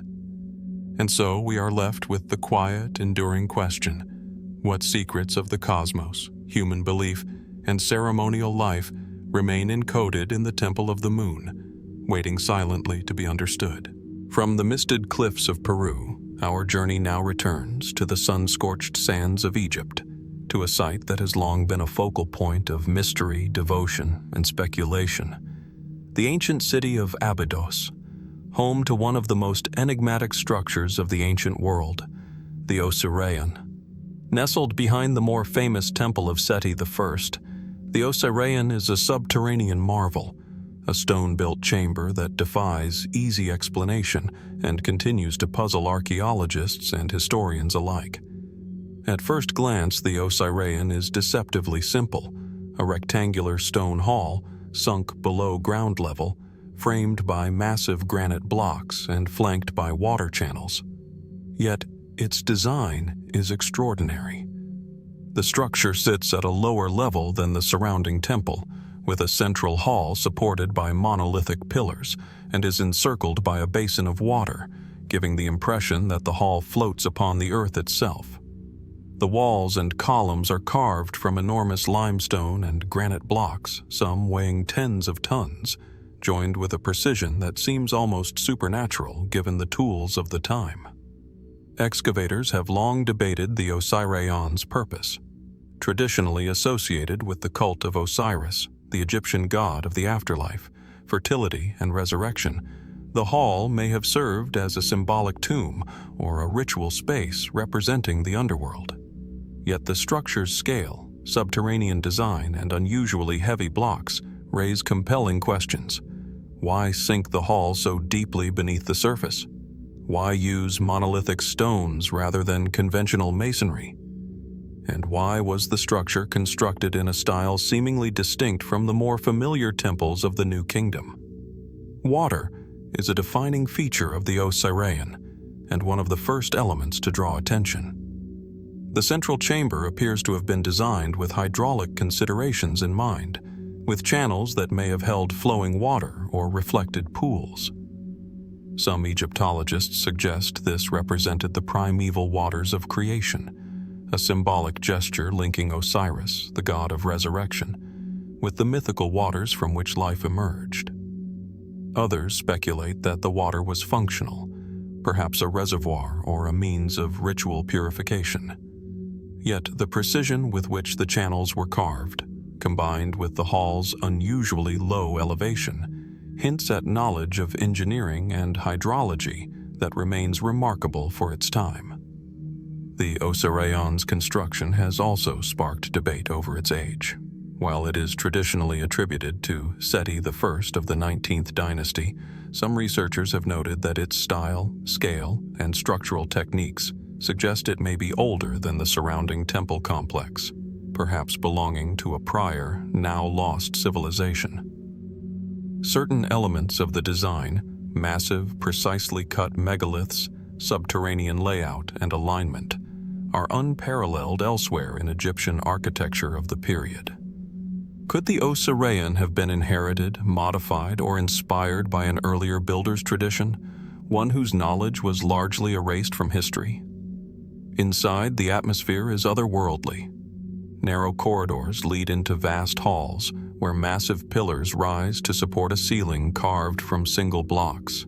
The air is cool and heavy, tinged with the scent of stone and the faint remnants of water. Standing amid these monoliths, one senses the weight of human ambition, devotion, and technical mastery. How did workers lift and position such colossal stones with precision? How did they maintain stability beneath the shifting desert sands and the natural subsidence of the earth? Inscriptions and carvings in the Osireion are sparse but significant. Some reliefs depict Osiris himself, enthroned and surrounded by symbols of resurrection and kingship. Others hint at ritual practice, offerings, processions, and ceremonial rites. Yet the overall iconography is limited, almost austere compared to the more ornate walls of the temple above.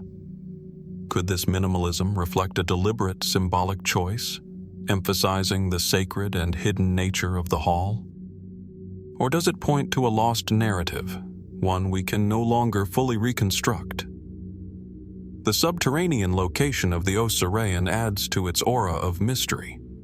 Unlike conventional temples built on elevated platforms to proclaim power and presence, the Osireion is deliberately concealed, almost secretive.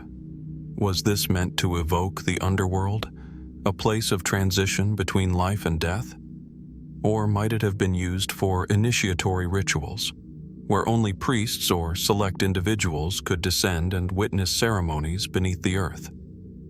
The sensation of descent, combined with the echo of footsteps in stone corridors and the reflection of water in dim light, creates a space that is as psychological as it is physical, a journey from the known world into the sacred unknown. Some speculative theories have proposed even more extraordinary possibilities. The Osireion's alignment with the Nile, its subterranean positioning, and its construction with massive monoliths have led fringe researchers to suggest advanced engineering knowledge, possibly even lost technologies or connections to a prior civilization. While these claims are controversial and unproven, they underscore the fact that the Osireion resists simple categorization, challenging assumptions about the capabilities and priorities of ancient Egyptian builders. Even for mainstream scholars, the structure remains an enigma. Radiocarbon dating of associated organic material confirms its use in the New Kingdom period, yet the architectural methods and scale continue to puzzle experts. The hall's massive stones, subterranean channels, and enigmatic design raise more questions than they answer about purpose, technology, and cultural memory. Standing in the Osireion today, one feels the tension between revelation and mystery. The monolithic pillars, the shadowed corridors, and the faint glimmer of water in channels suggest human intention, yet much of that intention is now lost to time. How much of the site's ritual significance, technical expertise, and symbolic meaning has been erased or forgotten? What knowledge, spiritual or practical, guided its creation, and why did the builders choose such a profoundly subterranean design? The Osireion of Abydos endures as a silent witness to history, a structure that challenges our understanding of ancient Egypt and the civilizations that preceded or influenced it. Its mystery persists not because it is inaccessible, but because it is deliberately subtle, enigmatic, and complex, inviting us to contemplate the ingenuity, devotion, and curiosity of the people who created it. And as the sun casts its light over the sands of Abydos, illuminating the temple above and the hidden hall below, we are left to wonder what secrets of the ancient world remain buried beneath the earth, waiting for patient eyes and careful minds to uncover them. From the hidden chambers beneath Abydos, our journey now shifts westward across the Mediterranean to the small island of Malta, where a subterranean marvel known as the Hypogeum of Ħal-Saflieni has captivated scholars and visitors alike. Unlike the sprawling temples of Egypt or the monolithic rockworks of Peru, the Hypogeum is entirely underground. A labyrinthine network of chambers, halls, and passageways carved directly into the island's limestone, its origins reaching back over 5,000 years to the Neolithic period. The entrance is deceptively modest, a narrow doorway set at street level leading down a gentle slope into shadow. As one descends, the air grows cooler, the scent of ancient stone mingling with the faint mustiness of the earth. The walls, carved from soft yet enduring limestone, bear the marks of careful human hands. Not merely functional, but deliberate, crafted to evoke reverence, mystery, and perhaps a connection to the unseen. Light diminishes rapidly, leaving only the flicker of modern lamps to illuminate the intricate architecture and the rich interplay of shadow and form. The Hypogeum comprises multiple levels, the deepest of which descends some 11 meters below the surface, a series of chambers carved with astonishing precision. Some halls are circular, others rectangular, all connected by low passageways, carved steps, and recessed niches. The largest chamber, known as the Oracle Room, exhibits remarkable acoustic properties. A whisper in one corner can carry clearly across the chamber, a feature that has inspired speculation about its possible use for ritual, communication, or ceremonial sound-based practices.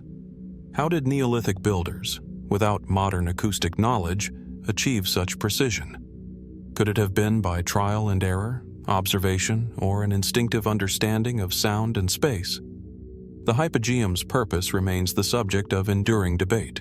Archaeologists have identified human remains numbering in the thousands, suggesting that the site functioned as a necropolis. Yet it is more than a burial site. The careful carving of chambers, the organization of space, and the placement of bones indicate ritual significance, ceremonial activity, and perhaps even spiritual or symbolic design. Why go to such lengths to create a subterranean tomb rather than a surface temple? Does the act of descending beneath the earth mirror a journey to the afterlife, a symbolic passage into the unknown? One of the most striking aspects of the Hypogeum is the advanced architectural and engineering skill evident in its construction. The limestone was cut and shaped with precision, forming smooth walls, rounded corners, and even decorative motifs.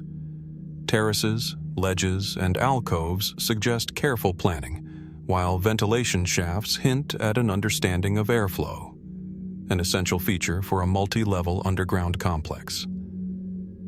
Could Neolithic Maltese societies have possessed knowledge of engineering, design, and structural integrity far beyond what is commonly assumed for their time? The Hypogeum also reveals traces of color. Red ochre and other pigments, though faded over millennia, hint at ceremonial decoration, a deliberate effort to imbue the stone with symbolism and meaning.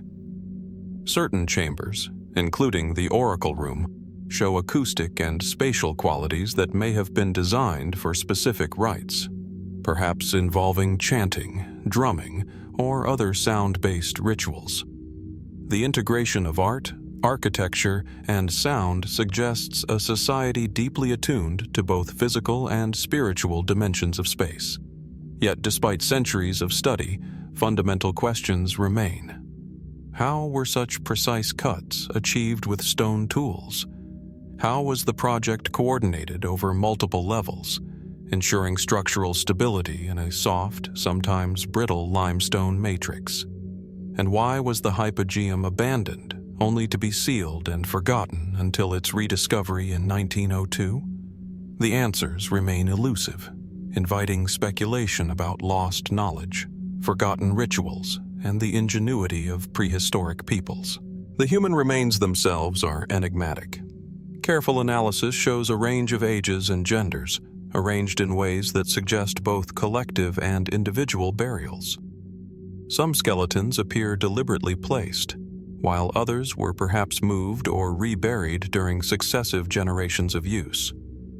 Tools, pottery fragments, and small artifacts hint at ceremonial activity, yet they provide little direct evidence of the beliefs or practices of those who carved and inhabited this subterranean world.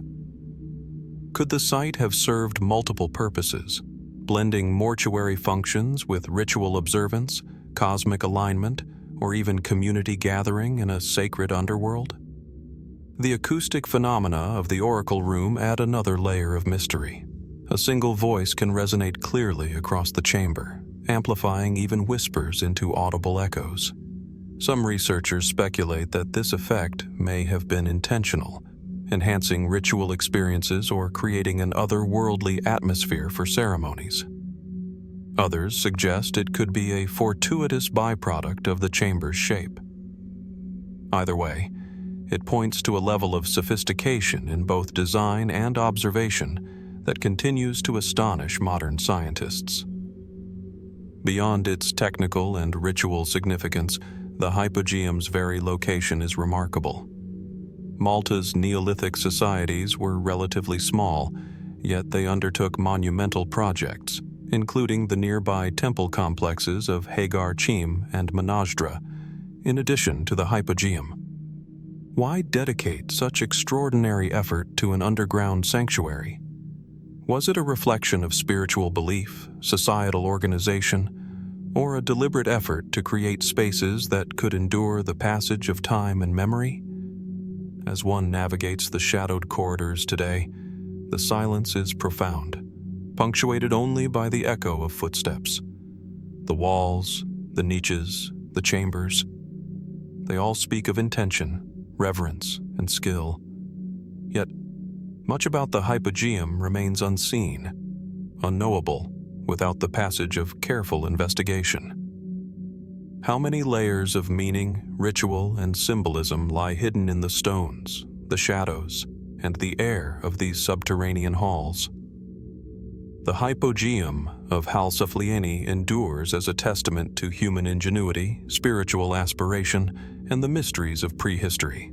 Its architecture challenges assumptions about what ancient societies could accomplish, while its design continues to inspire awe and contemplation. And as the faint light fades along the carved walls, we are left with the enduring question: what knowledge, belief, or ritual remains encoded in this underground labyrinth, waiting patiently to be understood? From the shadowed corridors of Malta, our exploration now moves to the eastern reaches of the Mediterranean, to the fertile plains of Baalbek, Lebanon, a region renowned for its monumental ruins and the enduring enigma of one particular artifact, the giant stone, also known as the Stone of the Pregnant Woman. Towering above the surrounding landscape, it is a single monolith of such immense proportions that its origin, purpose, and transportation continue to defy conventional explanation.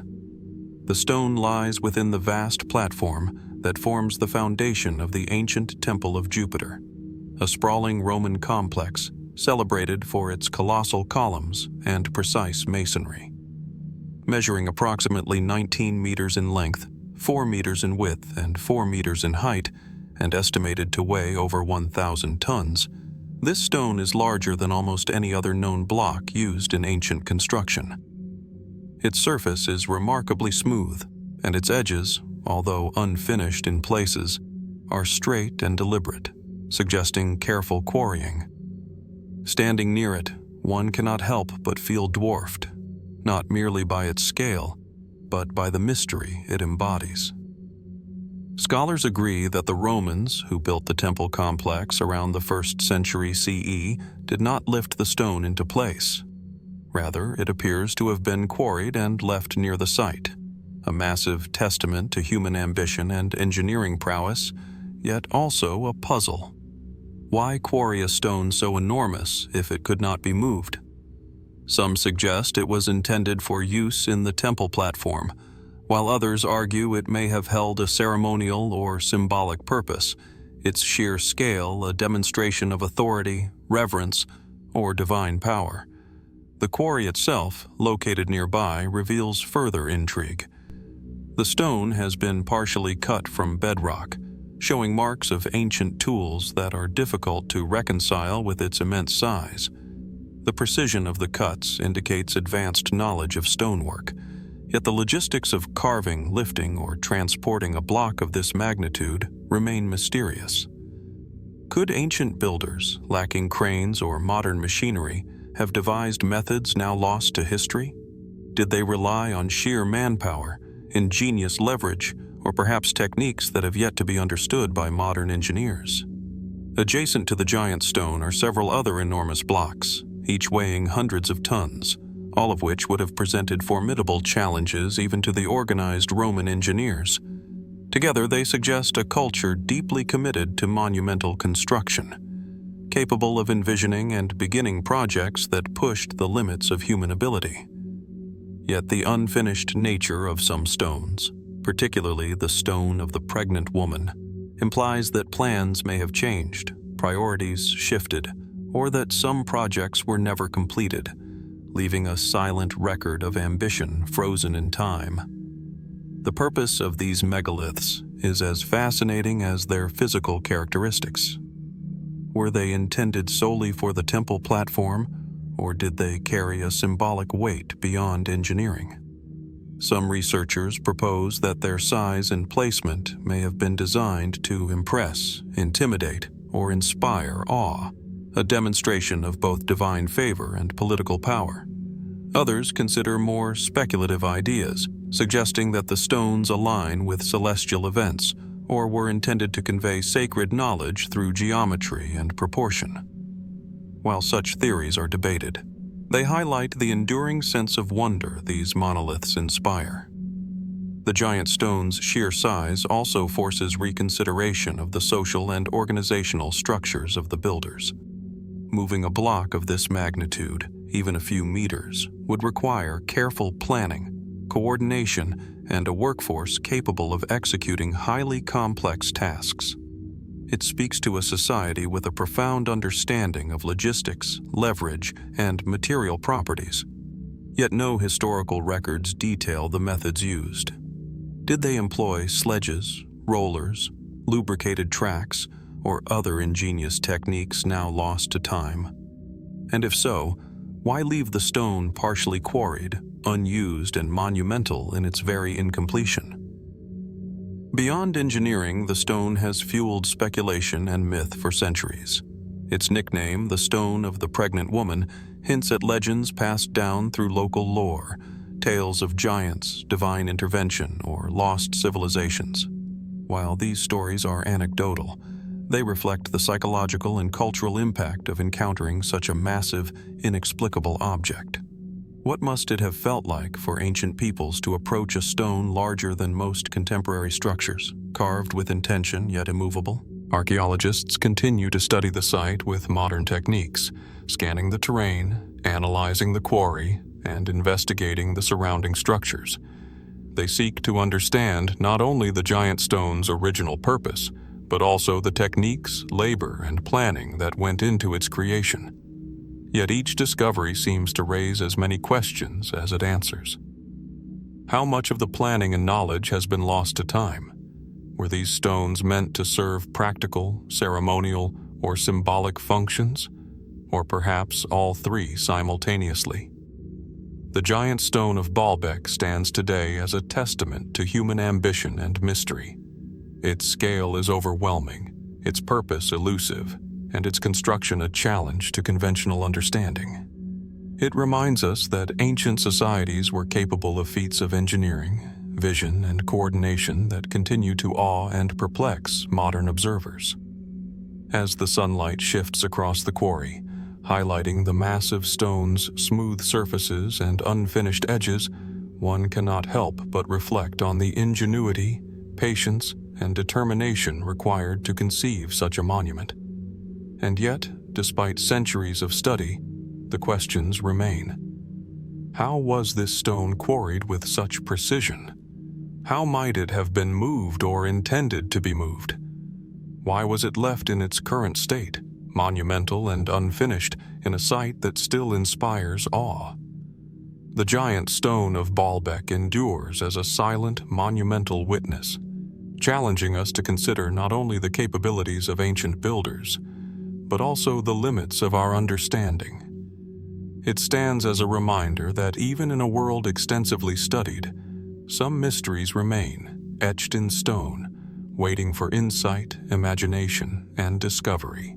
From the colossal stones of Baalbek, our journey now shifts across continents and altitudes to the windswept plains of western Bolivia, where the high-altitude plateau of the Altiplano holds one of the most enigmatic and least understood features of the ancient world, the Sajama Lines.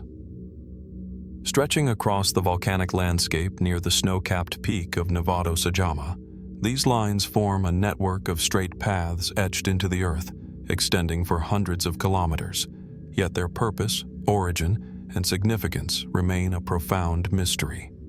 Viewed from the ground, the Sajama Lines are subtle, shallow grooves carved into the rocky, desert-like soil, barely discernible among the natural cracks and volcanic debris. Yet, when observed from above, their scale and precision become astonishing. Thousands of lines run in straight paths, intersecting at various points, forming geometric patterns that are both orderly and seemingly abstract. The sight is breathtaking, an intricate web of human intention stretching across the high plains, visible only from a distance or from the sky, whispering of a civilization that sought to imprint its presence upon the land. Archaeologists date the lines to pre-Inca times, possibly created by early Andean cultures over a span of centuries.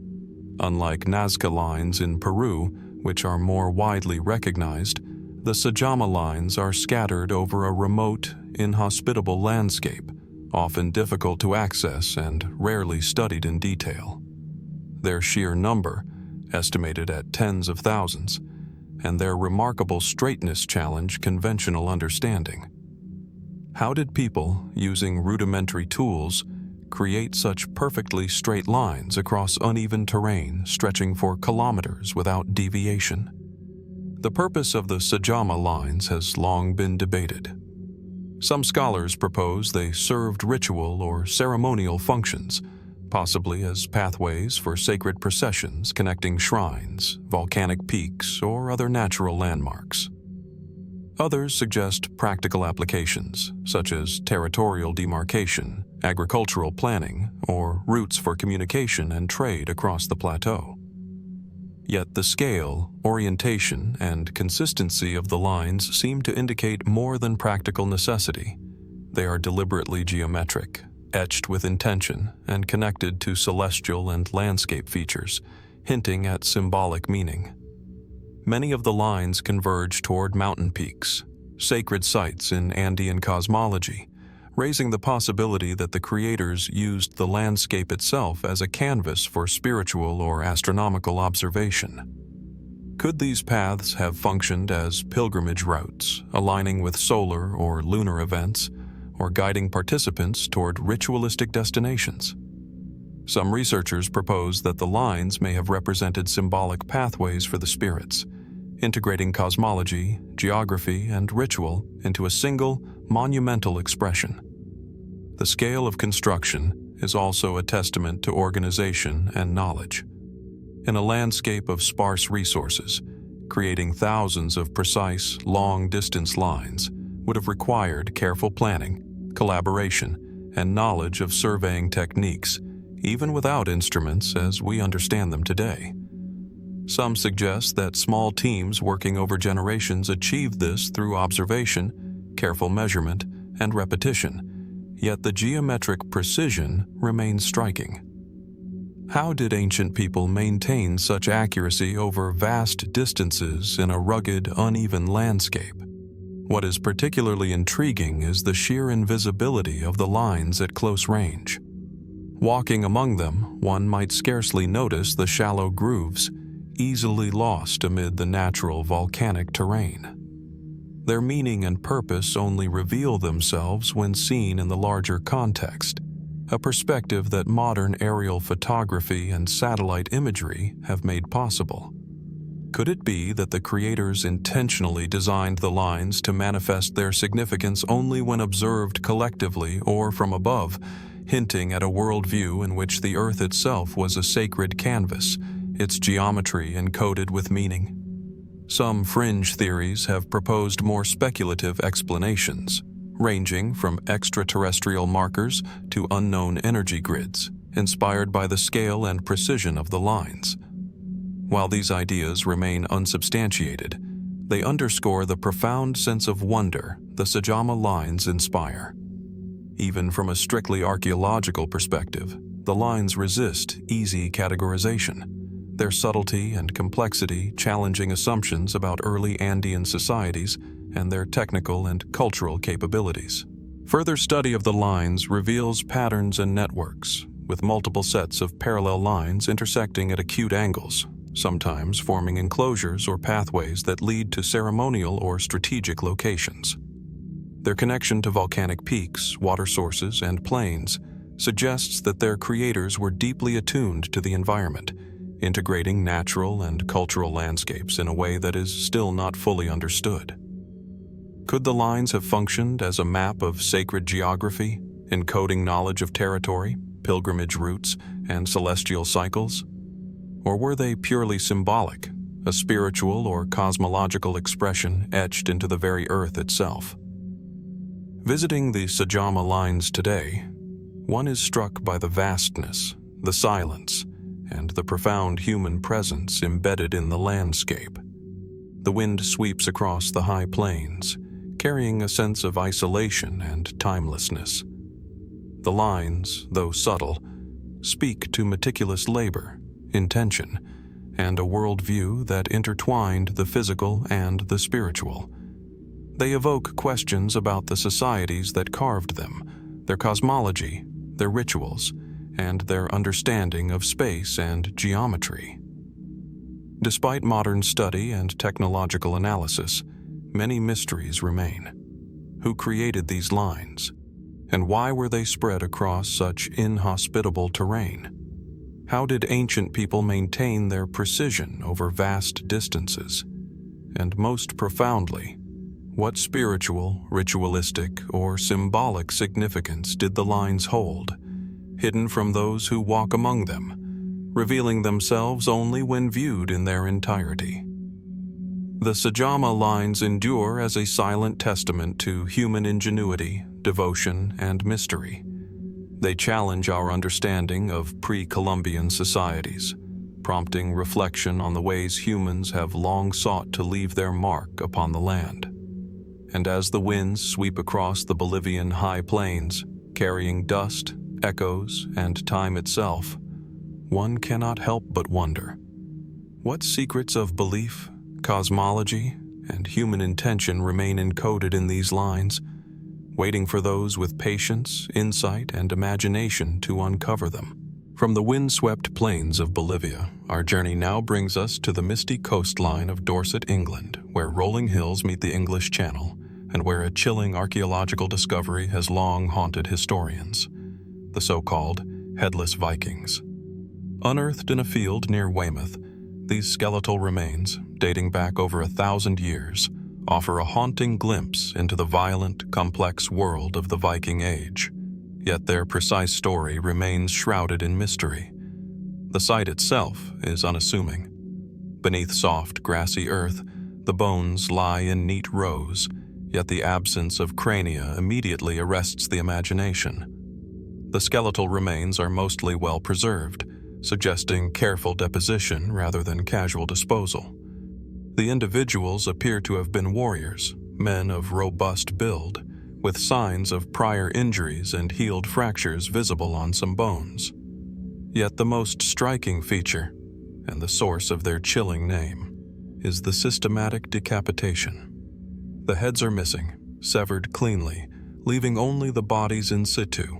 The question arises immediately: what circumstances could have led to such a grim scene?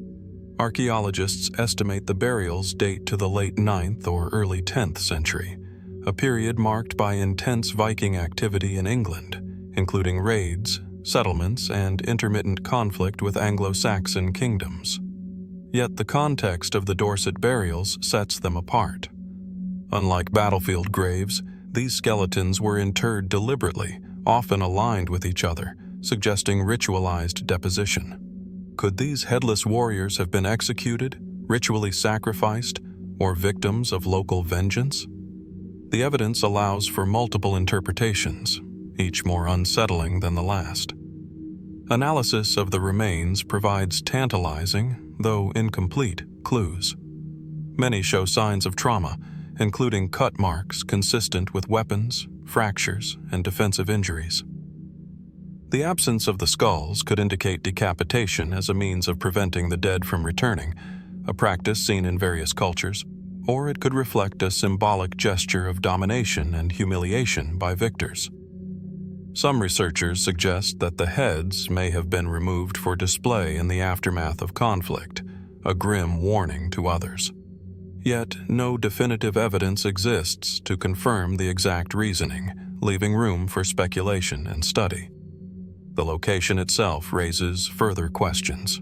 Dorset's coastal hills were strategic, providing vantage points over the sea and fertile land inland. Did these Vikings meet their end far from the battlefield, perhaps captured during a raid or ambushed during settlement attempts? And why were their bodies placed in this particular arrangement, sometimes with arms crossed or positioned in ways that suggest ritual intent rather than mere disposal? Each answer seems to provoke another layer of mystery. Theories abound, blending archaeological evidence with cultural and historical context. Some scholars propose that these may have been prisoners of war executed and buried by local Anglo-Saxon communities, a somber testament to the brutal realities of the period.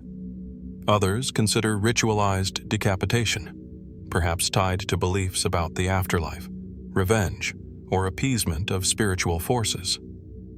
Could these burials have served as warnings, or even as part of ceremonial rites conducted after violent conflict? The lack of accompanying artifacts, such as weapons or personal effects, only deepens the enigma. Chemical and isotopic analyses of the bones have added further intrigue. Some evidence suggests these individuals were not local, possibly hailing from Scandinavia, reinforcing their identification as Vikings. Yet even with such data, questions remain about the circumstances of their deaths. Were they victims of a single violent event, or part of a longer series of executions? How many more, hidden beneath Dorset's soil, might remain undiscovered, their stories untold? The absence of skulls has also provoked more speculative discussions. Across cultures and centuries, decapitation has been a powerful symbolic act, signifying conquest, ritual purification, or the denial of the soul's return.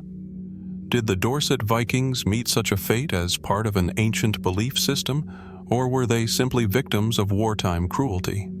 Archaeology alone cannot provide certainty. It can only suggest possibilities, each imbued with the weight of human drama and cultural context. Standing at the site today, one is struck by the quiet solemnity of the landscape. The gentle hills, the rustle of grass, and the distant sound of the sea seem almost at odds with the violence embedded in the soil. Yet the earth preserves its stories, leaving clues for those who seek to understand the past. How do we reconcile the archaeological record with human experience, with the stories of those who lived, fought, and died centuries ago? How much of their life, their struggle, and their identity is encoded in bones that have survived millennia? The headless Vikings of Dorset endure as both a historical record and a haunting puzzle. Their deliberate, enigmatic deposition challenges assumptions about burial practices, violence, and ritual in the Viking Age. They remind us that human history is rarely neat or complete, and that even well-studied periods hold shadows of uncertainty, leaving space for inquiry, interpretation, and wonder. And as the wind sweeps across the Dorset hills, whispering through grass and stone, we are left with a chilling and persistent question. What stories, beliefs, or intentions lie hidden in these headless warriors, waiting to be uncovered by those willing to listen to the silent testimony of the earth? From the misty hills of Dorset, we now descend beneath the waves, moving from terrestrial enigmas to the submerged secrets off the coast of Cuba, where a series of underwater ruins has captured the attention of explorers, scientists, and enthusiasts alike. Resting along the ocean floor near the town of Varadero, these formations, carved blocks, terraces, and linear structures, suggest the presence of a lost human presence long swallowed by the sea, their origins and purpose remaining intensely debated. The first glimpse of the site is mesmerizing. Through the filtered blue-green light of the Caribbean waters, massive stone formations emerge, arranged in what appear to be geometric patterns, with right angles, terraces, and even staircase-like features. The stones are covered in coral and marine life, giving them an otherworldly appearance, as if nature itself has begun to reclaim a forgotten civilization. Visibility is limited, and the sense of scale is difficult to gauge from a single dive. Yet the moment is enough to evoke both wonder and unease, a recognition that the ocean may be guarding secrets far older than conventional history allows. Marine archaeologists and geologists have studied the site, confirming that the stones are indeed natural rock formations, but the way they are arranged, the sheer size of the blocks, and the precision of some alignments suggest possible human modification. The debate is intense. Some argue that the formations are naturally occurring limestone structures shaped by seismic activity and erosion, while others point to patterns, terraces, and geometric consistency that hint at deliberate construction. What would it mean if these structures were human-made? Could a civilization have existed on this now submerged land, predating modern records, reshaping its environment in ways we are only beginning to comprehend? The location itself adds layers to the mystery. The area sits along a fault line, and the surrounding seabed shows signs of geological upheaval, suggesting that shifts in the earth may have submerged these formations over thousands of years. Radiocarbon dating of nearby sediment layers indicates that the structures could date back several millennia, potentially placing them in a period of rising sea levels following the last ice age. If so, these ruins might represent the remnants of a lost coastal settlement, slowly engulfed as the ocean claimed the land. Speculative theories abound. Some researchers propose that the site could be linked to prehistoric civilizations, potentially connected to myths of Atlantis or other sunken lands mentioned in cultural lore. While such connections are controversial, they reflect the deep human fascination with the idea of lost civilizations hidden beneath the waves. Others focus on practical possibilities: ancient mariners, early coastal communities, or even ceremonial sites that were later submerged due to shifting sea levels. Each theory offers tantalizing possibilities, yet none can be confirmed definitively. Explorers who have dived these waters describe the experience as surreal. The stones themselves range from rectangular slabs to massive monoliths, some appearing deliberately stacked, others forming terraces reminiscent of steps or platforms.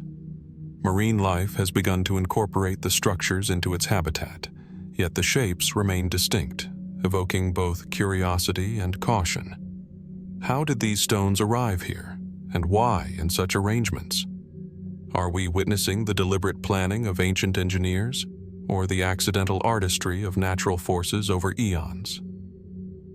The underwater environment complicates investigation. Salt water, currents, and coral growth obscure details, making it difficult to conduct precise surveys. Photogrammetry and sonar mapping have revealed long, linear formations and potential roadways or ceremonial pathways stretching across the seabed, yet interpretation remains speculative. Could these linear structures represent ancient avenues or causeways, now underwater due to sea level rise? Or are they natural fractures in the limestone, amplified by millennia of tectonic activity? One of the most compelling aspects of the site is the sense of scale and alignment.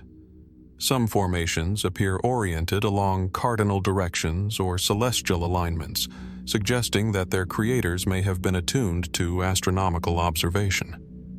This raises questions about the knowledge and sophistication of any potential builders. If these structures are human-made, who were these people? And what purpose did their construction serve? Were they dwellings, ceremonial centers, or markers of territory? Or perhaps all three, blending functionality, ritual, and cosmology in ways we cannot yet decode. Despite decades of investigation, the site continues to evoke controversy. Some scientists remain skeptical, emphasizing natural explanations, while others maintain that the patterns are too precise, too deliberate, to be random. What is undeniable, however, is the sense of timeless mystery that permeates the site. Every dive, every sonar sweep, and every photograph raises new questions, reminding us that the ocean is not merely a barrier, but a repository of history, memory, and hidden knowledge. As one drifts among these submerged formations, it is impossible not to be humbled. The silence of the ocean, punctuated only by the bubble of air from a diver's tank, magnifies the strangeness and beauty of the site. The coral-encrusted stones seem to whisper stories lost to the currents, stories of people, knowledge, and creativity that may predate recorded history. How much of human history has been erased by rising seas, waiting for patient eyes to uncover it? And what might these underwater formations tell us about our past, if only we can learn to read them correctly? The underwater ruins of Cuba endure as a silent, enigmatic testament to human ingenuity, nature's power, and the mysteries of a world hidden beneath the waves. They invite contemplation, reflection, and awe, challenging our assumptions about history, civilization, and the dynamic relationship between land and sea. And as the light filters through the water, casting patterns across terraces and monoliths, one cannot help but wonder, what other secrets lie submerged, forgotten by time, waiting for discovery in the silent depths of our planet's oceans? From the sunken mysteries off the coast of Cuba, our journey now turns northward to the mist-laden bogs of Denmark, where the earth itself has preserved a figure frozen in time, the Tollund Man.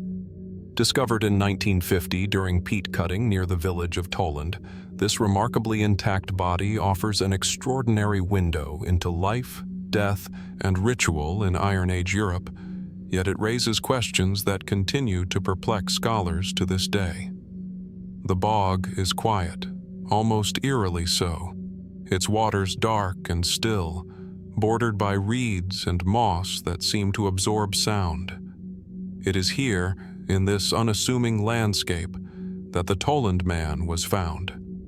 His body so well preserved that his facial features remained strikingly detailed, his expression serene, almost contemplative, as if he had simply fallen asleep.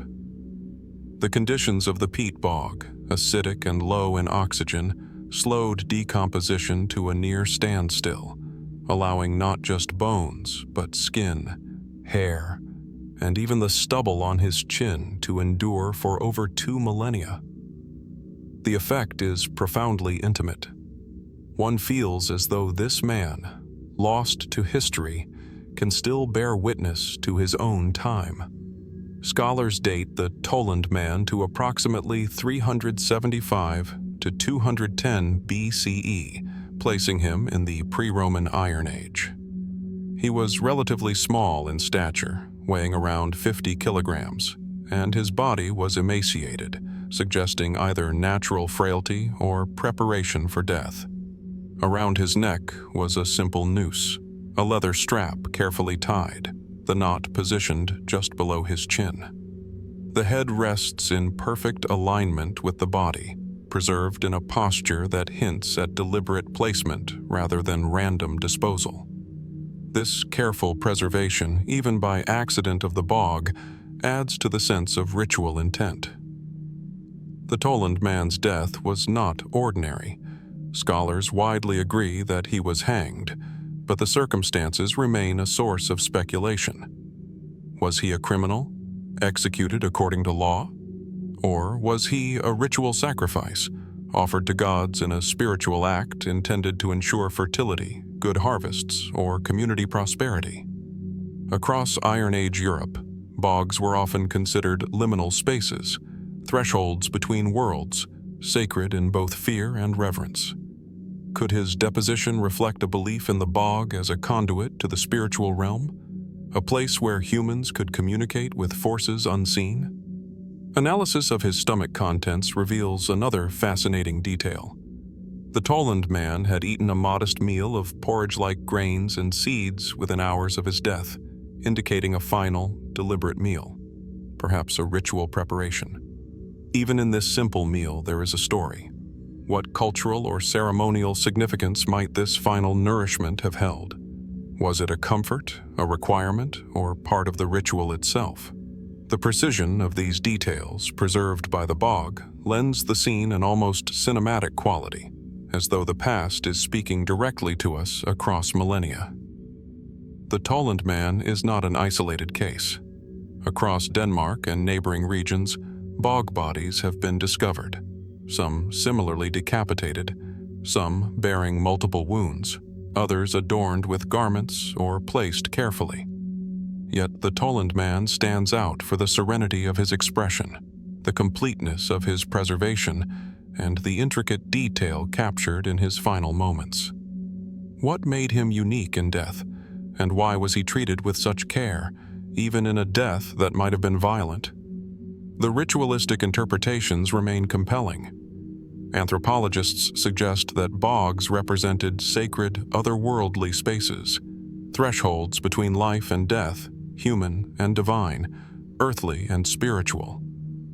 Depositing bodies in these watery liminal zones may have been intended to appease deities, ensure fertility, or maintain cosmic balance. But why this individual, and why in this particular manner? Was he chosen for his status, his actions, or simply as a representative of a broader ritual practice? Or could these acts reflect complex socio-political messages, warnings, punishments, or demonstrations of authority? Scientific investigation has revealed more enigmas. The body shows no signs of struggle, suggesting compliance or a carefully orchestrated execution. The rope around his neck was tight, yet positioned with precision, indicating knowledge of the technique required to hang a person in such a way that the body remained intact for deposition. The Tollund Man's feet and hands are undisturbed, arranged naturally, adding to the sense that this was not merely disposal, but a deliberate, culturally meaningful act. Yet, for all the detail science can provide, the human story eludes us. Who was the Tollund Man? What thoughts filled his mind in those final moments? What did his community believe about death, sacrifice, and the afterlife? Each answer seems to dissolve as quickly as it is imagined, leaving us with questions as stark and haunting as the bog itself. Visiting the bog today, the stillness is palpable. Fog drifts across the water, sunlight filtering through reeds, casting delicate reflections on dark surfaces. It is a landscape at once tranquil and unsettling, a place where human intention and natural preservation intersect.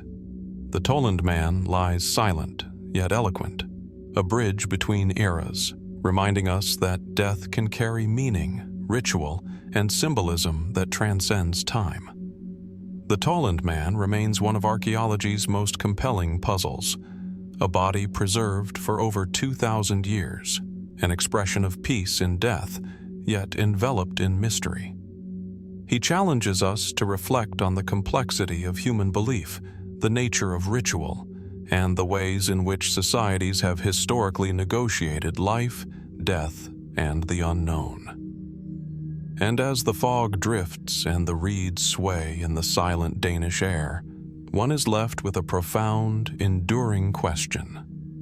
What stories, intentions, and beliefs are encoded in these ancient remains, waiting to be understood? And how much will always remain just out of reach, preserved in the enigmatic silence of the bog?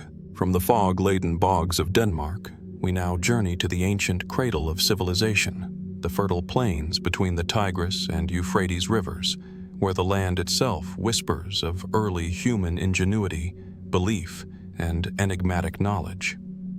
Here lies Mesopotamia, a region where the earliest cities rose, where writing first took form, and where a collection of ancient clay tablets, often referred to as the Anunnaki Tablets, has captivated scholars and enthusiasts for decades, challenging our understanding of history, divinity, and human ambition. The tablets themselves are unassuming at first glance, fragments of baked clay, inscribed with delicate cuneiform script, their edges worn by time. Yet within these seemingly modest artifacts lies an entire cosmology, narratives of gods, kings, and the creation of humankind, preserved with remarkable precision over millennia. The inscriptions reference the Anunnaki, deities of the Sumerian pantheon, said to have descended from the heavens to interact with early humans. The texts describe divine decrees, rituals, and stories that intertwine with historical events, leaving us to wonder where myth ends and record begins. Dating back as far as the 3rd millennium BCE, these tablets provide insights into the daily, spiritual, and political life of early Mesopotamian societies. Some describe irrigation, trade, and legal codes, while others explore creation myths, cosmology, and the genealogy of gods and rulers. Among the more enigmatic passages are accounts that suggest a hands-on role of the Anunnaki in shaping humanity, creating, guiding, or even genetically influencing the first civilizations. Modern interpretations vary. Some scholars treat these references as mythological allegories, while others ponder whether they encode lost knowledge, astronomical observations, or even historical events now obscured by time. The intrigue deepens when considering the sheer complexity of the content. The tablets detail elaborate rituals, precise calendrical systems, and descriptions of structures that appear far ahead of their time. Were these purely symbolic representations, the product of imaginative scribes?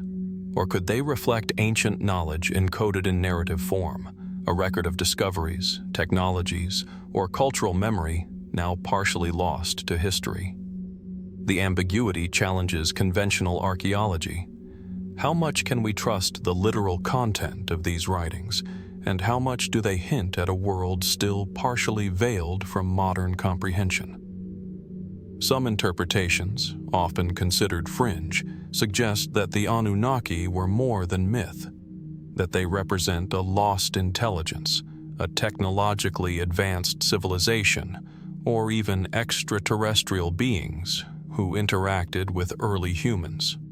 While these ideas are speculative, the persistent fascination they evoke underscores a deeper truth. The tablets reveal an enduring human impulse to understand the cosmos, to attribute structure and purpose to the unknown, and to inscribe that knowledge into enduring forms. Archaeologists and historians have painstakingly cataloged thousands of these clay tablets from sites such as Nippur, Ur, and Lagash, revealing patterns of administration, worship, and storytelling. Some tablets describe kings who claimed divine favor, attributing their rule to guidance from the Anunnaki. Others recount flood narratives, celestial phenomena, and the transfer of sacred knowledge. Yet, despite extensive translation and study, certain passages remain cryptic, their meaning elusive, perhaps deliberately encoded to preserve secrets or initiate only those trained in the esoteric arts. The setting of Mesopotamia itself adds weight to the mystery. The region's rivers, marshes, and vast plains supported early urban centers, and its landscape bore witness to millennia of human ingenuity and struggle. It is within this environment that scribes carved their records, preserving visions of gods who walked among humans, who decreed order and chaos alike, and whose stories shaped the worldview of countless generations. Could these tablets be more than mythological texts, containing practical or astronomical knowledge, or encoding information about long-lost technologies, geography, or human achievements? The allure of the Anunnaki Tablets lies not only in their content, but in the questions they provoke. Who were the Anunnaki truly? Were they allegorical deities reflecting human concerns, or do they point to events, beings, or knowledge we have yet to understand? How much of early human civilization was influenced by ideas, guidance, or instruction preserved in these texts? And why did Sumerian scribes devote such care to recording these accounts, inscribing stories of cosmic origins alongside practical laws and historical events? Even the physicality of the tablets carries meaning. Crafted from clay, durable yet fragile, they have endured floods, wars, and millennia buried beneath the earth, preserving voices from a distant past. Their tactile nature, the impressions of styluses on soft clay, conveys intimacy, the human act of creating something intended to outlast a lifetime, a generation, a civilization itself. Each tablet is both artifact and story, a conduit through time connecting modern observers with the minds and beliefs of those who lived thousands of years ago. As one contemplates the Anunnaki Tablets, a profound sense of wonder emerges. They are not merely historical documents. They are gateways to understanding human imagination, belief, and the early attempts to grapple with existence itself. They remind us that even in the earliest stages of civilization, humans sought to record the unseen, to map the cosmos, and to make sense of the forces that shaped their world. And yet, despite decades of meticulous scholarship, mysteries persist. What truths might these texts conceal beneath layers of symbolism and ritual? Could there be insights about the origins of humanity, the cosmos, or ancient technologies that we have yet to recognize? The Anunnaki Tablets endure as a profound invitation to wonder, to question, and to explore. An ancient message whispering across time, challenging us to decipher what remains hidden in the cuneiform traces of a civilization long past. From the ancient cuneiform of Mesopotamia, our journey now moves westward to the rugged, sun-scorched cliffs surrounding the Dead Sea in present-day Palestine, where one of the most extraordinary discoveries of the 20th century forever altered our understanding of the ancient world: the Dead Sea Scrolls. Hidden for centuries in remote caves, these fragile manuscripts preserve an astonishing glimpse into the spiritual, cultural, and literary life of a society long vanished, yet they continue to provoke questions that remain unresolved even today. The initial discovery occurred in 1947, when a young Bedouin shepherd stumbled upon clay jars tucked deep within a limestone cave near Qumran. Inside were scrolls, remarkably well preserved despite the harsh desert environment. The parchment and papyrus, inscribed with meticulous Hebrew and Aramaic script, glowed with historical resonance, their contents spanning biblical texts, sectarian writings, and commentaries on law and ritual. Each fragment carries the weight of centuries, the ink and fiber whispering of hands long gone, thoughts and beliefs etched into eternity. The environment itself contributed to the scroll's preservation. The arid climate, the dark recesses of the caves, and the sealed jars combined to create an accidental time capsule, locking away words and ideas for over 2 millennia. Some scrolls are nearly complete, while others survive only as fragile fragments, leaving gaps that scholars painstakingly attempt to reconstruct. The experience of handling or viewing these texts is almost reverential. One can sense the layers of human devotion and secrecy embedded within their folds. Dating of the scrolls places many between 250 BCE and 50 CE, a period of extraordinary political, cultural, and religious ferment in Judea. The texts reveal not only versions of scriptures familiar today, but also commentaries, prayers, and apocalyptic writings that offer alternative perspectives on religious life. Some suggest these documents were associated with a sect of Jewish ascetics, possibly the Essenes, who withdrew from mainstream society to live in ritual purity. Others argue the scrolls represent a broader spectrum of beliefs, encompassing debates, interpretations, and esoteric knowledge circulating in the region at the time. The contents of the Dead Sea Scrolls present tantalizing enigmas. Among the texts are prophetic writings, hymns, and legal codes that differ in subtle yet significant ways from later canonical scriptures. Were these differences the result of scribal variation, or do they hint at previously unknown traditions and teachings? Could they reveal divergent philosophies, suppressed beliefs, or hidden sects that shaped early religious thought? The scrolls hint at a complexity and plurality of ideas far greater than the uniform narratives that dominate later historical accounts. Beyond their textual content, the scrolls themselves raise questions about their creation and deposition. The precision of the handwriting, the careful preparation of the parchment, and the meticulous copying suggest highly trained scribes devoted immense skill and time to their work. Yet why were these writings hidden away in remote caves, sealed and abandoned? Was it to protect sacred knowledge from Roman authorities, to preserve it for a distant future, or to guard secrets meant only for a select few initiates? The absence of definitive answers leaves the scrolls suspended in a space between history and mystery. Some interpretations have ventured further, proposing that the scrolls contain encoded knowledge or esoteric instructions, particularly in the apocalyptic and sectarian texts. References to celestial events, ritual observances, and symbolic numbers have led some to speculate on a lost system of astronomical or spiritual insight, while others see the texts as reflections of social and political tension in a region under foreign rule.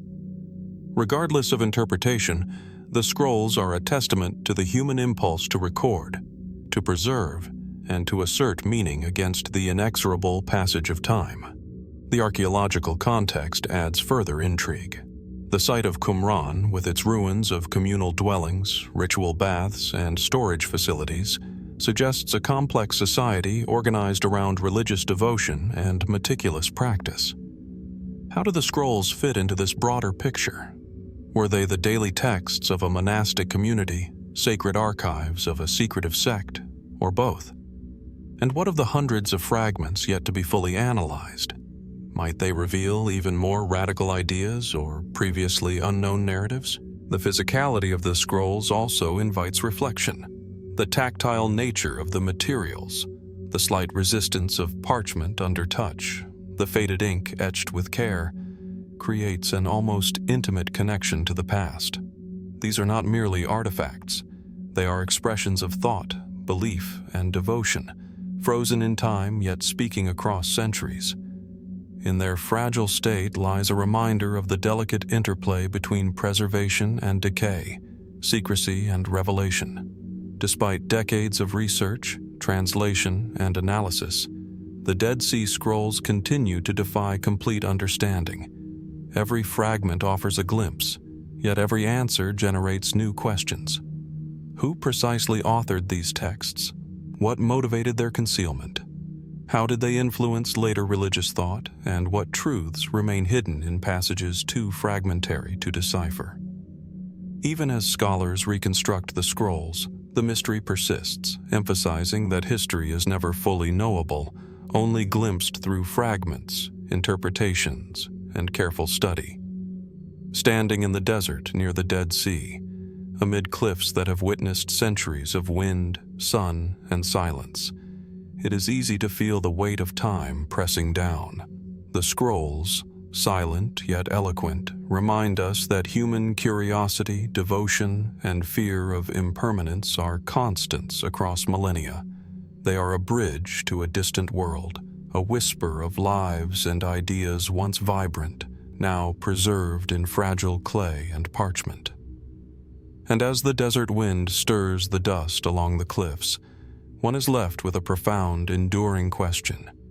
What truths, beliefs, and forgotten knowledge are still hidden in these caves, waiting to be understood?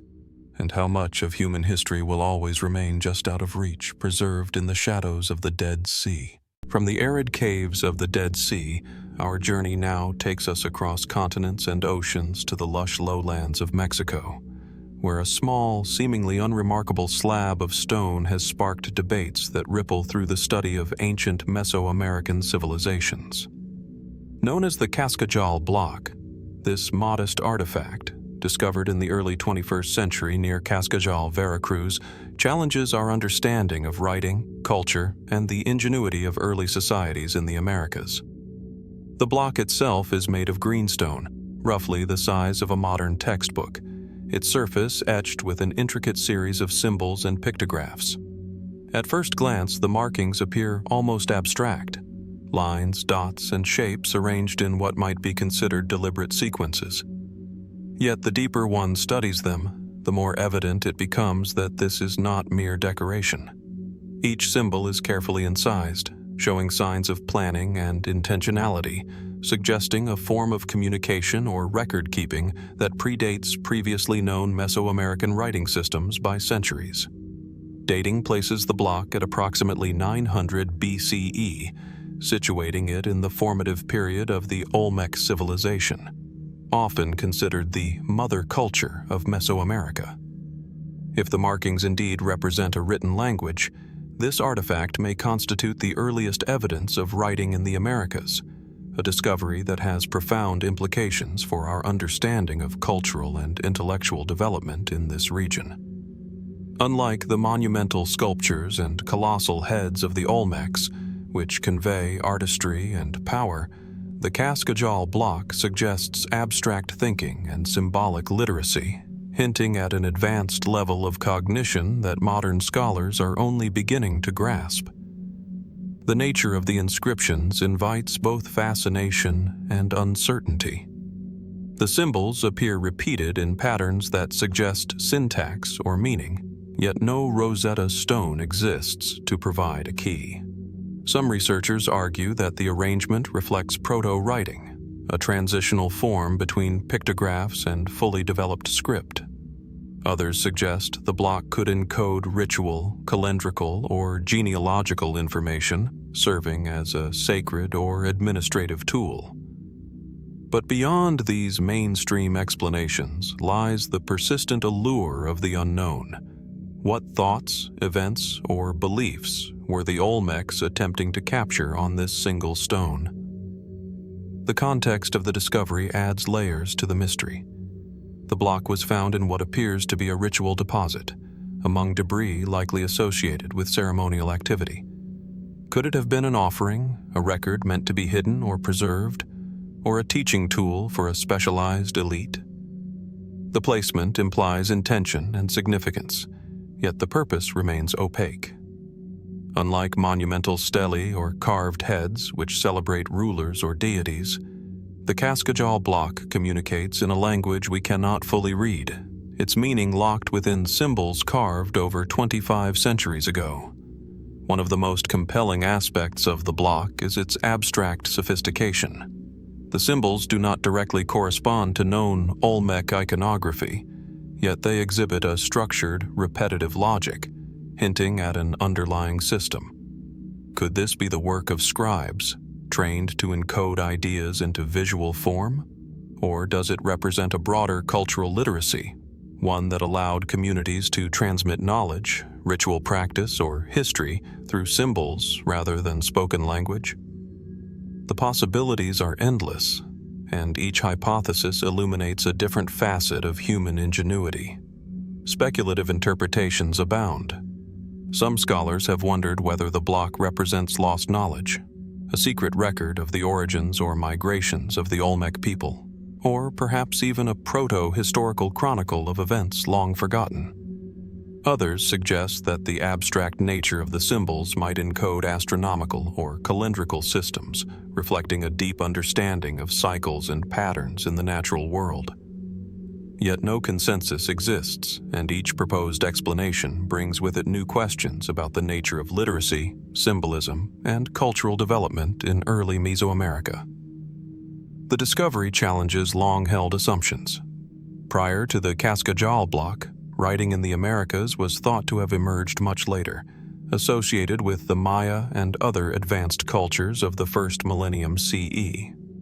This stone, however, predates these developments by centuries, forcing historians and archaeologists to reconsider the timeline of intellectual achievement in the Americas. It raises profound questions about how knowledge was recorded, preserved, and transmitted, and about the sophistication of the Olmecs as not merely artisans and builders, but as thinkers capable of abstract symbolic communication. The physicality of the block further deepens its resonance. Its smooth surface, carefully shaped edges, and meticulously incised symbols convey a tactile intimacy with its creator, a direct connection across millennia. One can almost imagine a scribe or priest tracing the forms with purpose, contemplating the meanings of each line and dot, crafting a message meant to endure far beyond a single lifetime. The act of creation itself suggests reverence, patience, and deliberate thought, qualities that speak to a culture both sophisticated and enigmatic. Yet, for all its intrigue, the Cascajal Block remains an enigma. Its symbols resist decoding, its context offers hints but no certainties, and its implications challenge our understanding of the Olmecs, Mesoamerican history, and the origins of written communication in the New World. What stories, beliefs, or instructions might be encoded in these ancient grooves? And how much of this knowledge has been lost, obscured by time, circumstance, and the fragile nature of early records? As one contemplates the block, its greenstone surface catching the imagined light of the Veracruz sun, it is impossible not to feel the mystery of human creativity pressing through the ages. It is a reminder that even small, seemingly simple objects can carry profound insights, questions, and wonders, connecting us to lives, thoughts, and civilizations long past. The Cascajal Block endures as both artifact and enigma, a silent, inscrutable testament to human innovation, symbol, and intellect. It challenges us to reconsider what we know about early civilizations in the Americas and invites reflection on how much remains hidden in plain sight, waiting to be interpreted, understood, or imagined by those willing to listen to the whispers of stone carved by hands long gone. And as the dense tropical foliage of Veracruz stretches toward the horizon, one is left with a haunting, enduring question. What other traces of human thought and ingenuity lie buried, waiting for discovery, waiting to challenge everything we think we know about the beginnings of writing, civilization, and human history? From the verdant lowlands of Veracruz, our journey now moves across continents and centuries to the lands of ancient Macedonia and Egypt, where one of history's most enduring mysteries lies hidden, the final resting place of Alexander the Great. A conqueror whose name echoes through the millennia, whose campaigns reshaped the known world, Alexander's tomb has eluded historians, archaeologists, and treasure seekers alike, leaving a void in both geography and imagination that continues to inspire speculation. Alexander died in 323 BCE in the palace of Nebuchadnezzar II in Babylon at the young age of 32, leaving a sprawling empire that stretched from Greece to the Indus River. Ancient sources describe a ruler of extraordinary ambition and charisma, a man whose life was intertwined with both legend and recorded history. Upon his death, the location of his burial became a matter of great importance and intrigue. Historical accounts suggest that his body was embalmed with great care, and the Diadochi, his successors, fought fiercely over its custody. Yet beyond these fragments, certainty vanishes.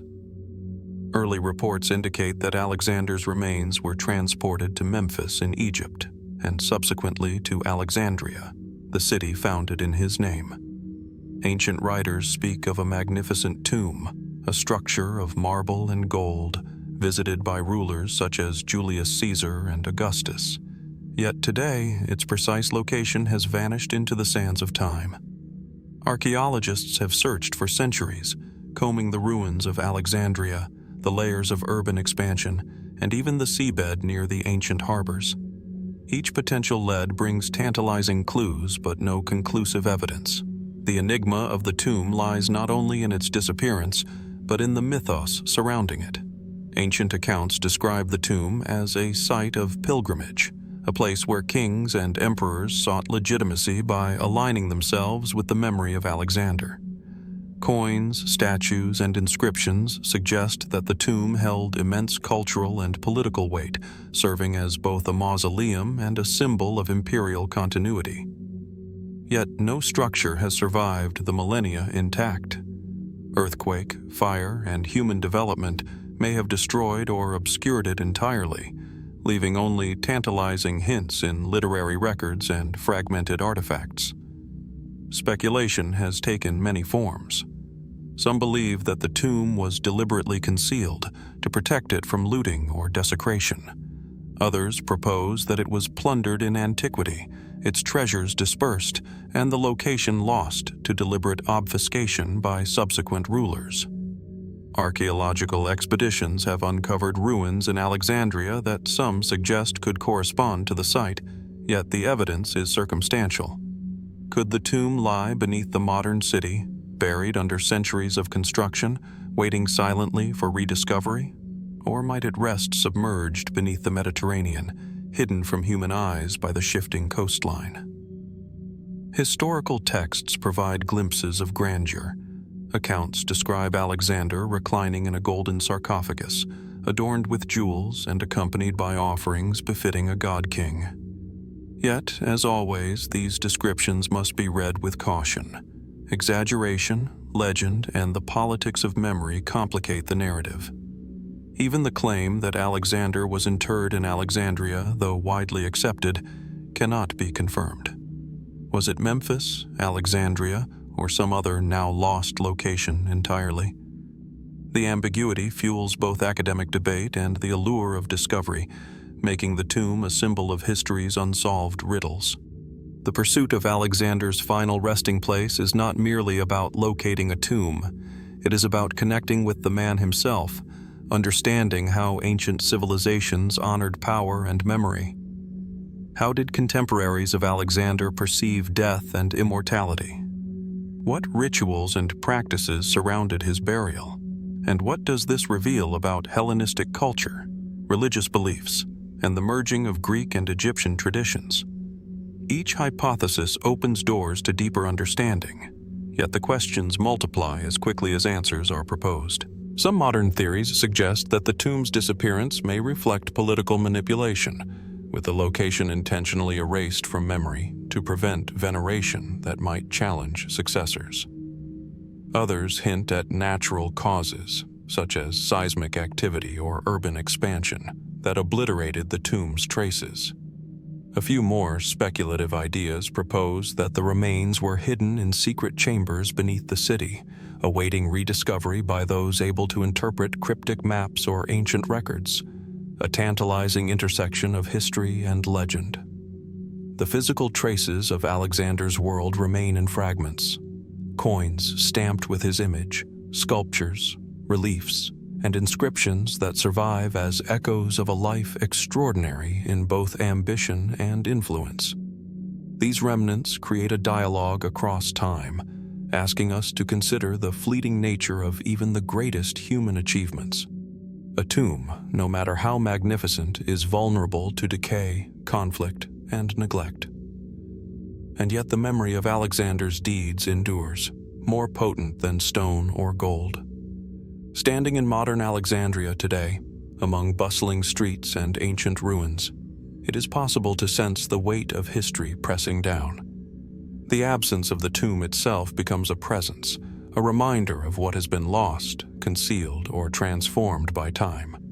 The mystery is compounded by centuries of legend, with reports of visions, secret passages, and even supposed discoveries that fade under scrutiny. Each clue, real or imagined, adds layers to the enigma, highlighting the interplay between human ambition, memory, and the inexorable passage of time. The tomb of Alexander the Great is more than a physical structure. It is a symbol of the eternal tension between history and myth, between what can be known and what is forever elusive. It challenges us to contemplate not just the man who conquered empires, but the civilizations that sought to remember him, venerate him, and ultimately lose him to the sands of time. And as the Mediterranean breeze stirs the streets of Alexandria, one is left with a haunting, persistent question. Where does the final chapter of Alexander's life truly rests? And what secrets of power, memory, and mortality remain hidden in the silence of a tomb yet to be found? From the bustling streets of Alexandria, we now travel across continents to the ancient lands of China, where the roots of recorded history reach deep into the Shang dynasty over 3,000 years ago. Here, archaeologists uncovered objects that are among the earliest examples of systematic divination and written communication, the enigmatic oracle bones. These artifacts, simple yet profound, offer a direct connection to the thoughts, fears, and rituals of a civilization whose influence endures to this day, while simultaneously posing questions that continue to puzzle historians and scholars alike. The oracle bones are, in essence, animal scapulae, or turtle plastrons, their surfaces carefully scraped, polished, and inscribed with early Chinese characters. On these bones, diviners etched questions for the royal ancestors, inquiries about harvests, warfare, childbirth, and weather. Once inscribed, the bones were subjected to heat until cracks formed, and the resulting patterns were interpreted as messages from the divine. The combination of practical ritual, sophisticated symbolism, and early writing imbues the bones with an aura of mystery. They are at once functional objects and vessels of human curiosity, belief, and interpretation. Dating from roughly 1200 to 1045 BCE, during the late Shang dynasty, the oracle bones reveal a society deeply invested in understanding the forces that governed daily life and destiny. The questions carved into these artifacts reflect concerns both universal and particular: the success of a military campaign, the fertility of the royal household, the timing of religious ceremonies, and the favor of ancestral spirits. They speak to a civilization that recognized patterns, causality, and the limits of human control, yet sought to interact with powers beyond comprehension. What sets the oracle bones apart is not merely their role in divination, but the precision and complexity of their inscriptions. The characters etched on the bones represent the earliest known form of Chinese writing, a system that would evolve into the intricate logographic language used today. Each inscription is deliberate, combining symbols for events, dates, individuals, and outcomes. Yet, even with this structure, mysteries remain. How did the diviners decide which questions to pose? How were the interpretations of cracks recorded and standardized? And what knowledge, if any, was lost as generations of scribes transmitted this practice over centuries? The archaeological context of these bones adds to their intrigue. Thousands have been found at Yinshu, near modern-day Anyang, in what was once a royal capital. Here, bones were stored, sometimes deliberately broken after use, creating a deliberate, ephemeral record that simultaneously preserved and destroyed information. Were these actions ritualistic, practical, or symbolic? Could the deliberate fracturing of the bones represent an early understanding of the impermanence of knowledge, a gesture acknowledging the thin line between revelation and mystery? The content of the oracle bones raises questions that remain unresolved. While most inscriptions pertain to predictable concerns, agriculture, conflict, weather, some fragments hint at more esoteric knowledge or interpretations. Certain inscriptions reference celestial phenomena, omens, and sequences that suggest a sophisticated awareness of cycles and patterns in both nature and human life. Were these diviners early astronomers, statisticians, or ritualists, blending observation and mysticism to create a system of guidance that functioned as both science and spirituality? The lack of accompanying records makes definitive answers elusive, leaving room for speculation and wonder. Beyond the historical and practical, the oracle bones possess a mysterious aesthetic and symbolic quality. The combination of the natural material, the crack patterns created by fire, and the precise, deliberate inscriptions creates an object that is visually arresting and intellectually provocative. Each bone is a microcosm of Shang society, capturing the intersection of authority, belief, and the desire to control the uncontrollable. They remind us that early humans sought to make sense of the world not only through action, but through careful observation, interpretation, and communication with forces larger than themselves. Scholars have debated whether the bones represent purely religious practice, administrative record-keeping, or a fusion of both. Were they primarily instruments of governance, tools to legitimize royal decisions through the appearance of divine sanction? Or did they serve a deeper spiritual function, connecting the living with ancestors, bridging the tangible and the transcendent? Perhaps the most compelling aspect of the oracle bones is that they resist singular interpretation, reminding us that the past was complex, nuanced, and multidimensional, just as our present understanding often is. The physical traces of human interaction, the careful inscriptions, the strategic cracking, the ritualized storage, create an intimate connection to the people of the Shang dynasty. One can almost imagine a diviner's hand tracing the characters, the smell of fire rising from the heated bone, the tense anticipation as the cracks reveal their hidden message. This tactile intimacy underscores the enduring power of the oracle bones. They are not merely objects, but vehicles of human thought, fear, and hope, frozen in a moment of interaction with forces unseen. Yet, despite extensive study, the oracle bones continue to provoke questions. How much of Shang cosmology remains obscured by gaps in the record? Are there messages lost to time, fragments whose meaning can never be recovered? And beyond the inscriptions themselves, what do these artifacts reveal about the development of early writing, societal hierarchy, and the human impulse to seek answers from beyond? The unanswered questions are as compelling as the information that has survived, drawing scholars and enthusiasts into a dialogue with the past that remains unfinished. As one gazes upon an oracle bone, its pale surface etched with mysterious symbols, it is impossible not to feel the weight of time pressing through the centuries. These fragments embody a civilization's desire to predict, to understand, and to communicate with forces greater than themselves.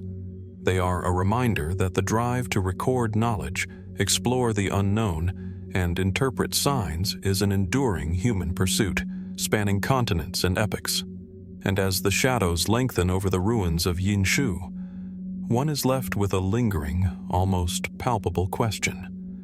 What secrets of thought, ritual, and knowledge lie still hidden, inscribed upon bones we have yet to discover, waiting silently to reveal more about the minds and beliefs of a civilization that lived over 3,000 years ago?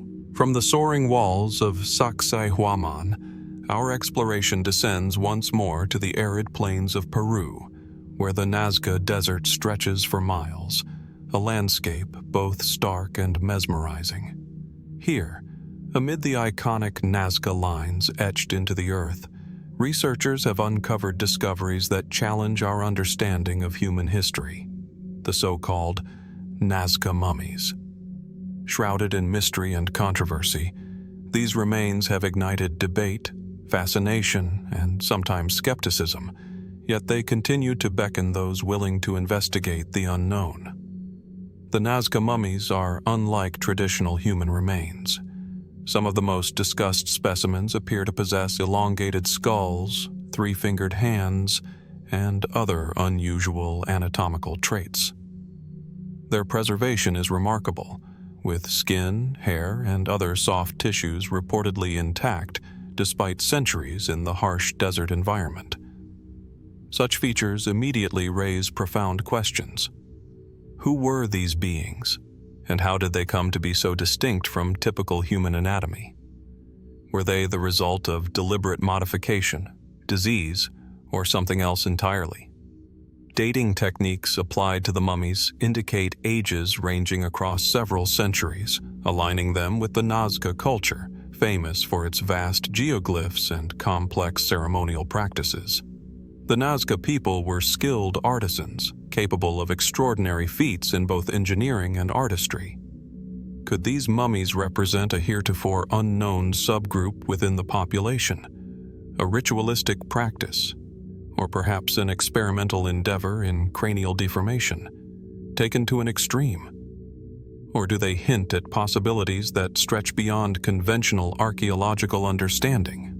The context of their discovery amplifies the intrigue. Found in isolated tombs, sometimes carefully wrapped and sometimes seemingly abandoned, the mummies appear to have been treated with ritualistic care, their preservation suggesting deliberate intent. Such meticulous preparation prompts further questions. Were these individuals honored as sacred beings, or were they participants in esoteric ceremonies lost to time? The alignment and positioning of the remains, along with associated artifacts, suggest deliberate placement, implying that the builders of these tombs understood not only anatomy, but symbolic meaning encoded in burial practices. Some researchers suggest the unusual cranial shapes could result from intentional elongation, a practice documented among various ancient cultures.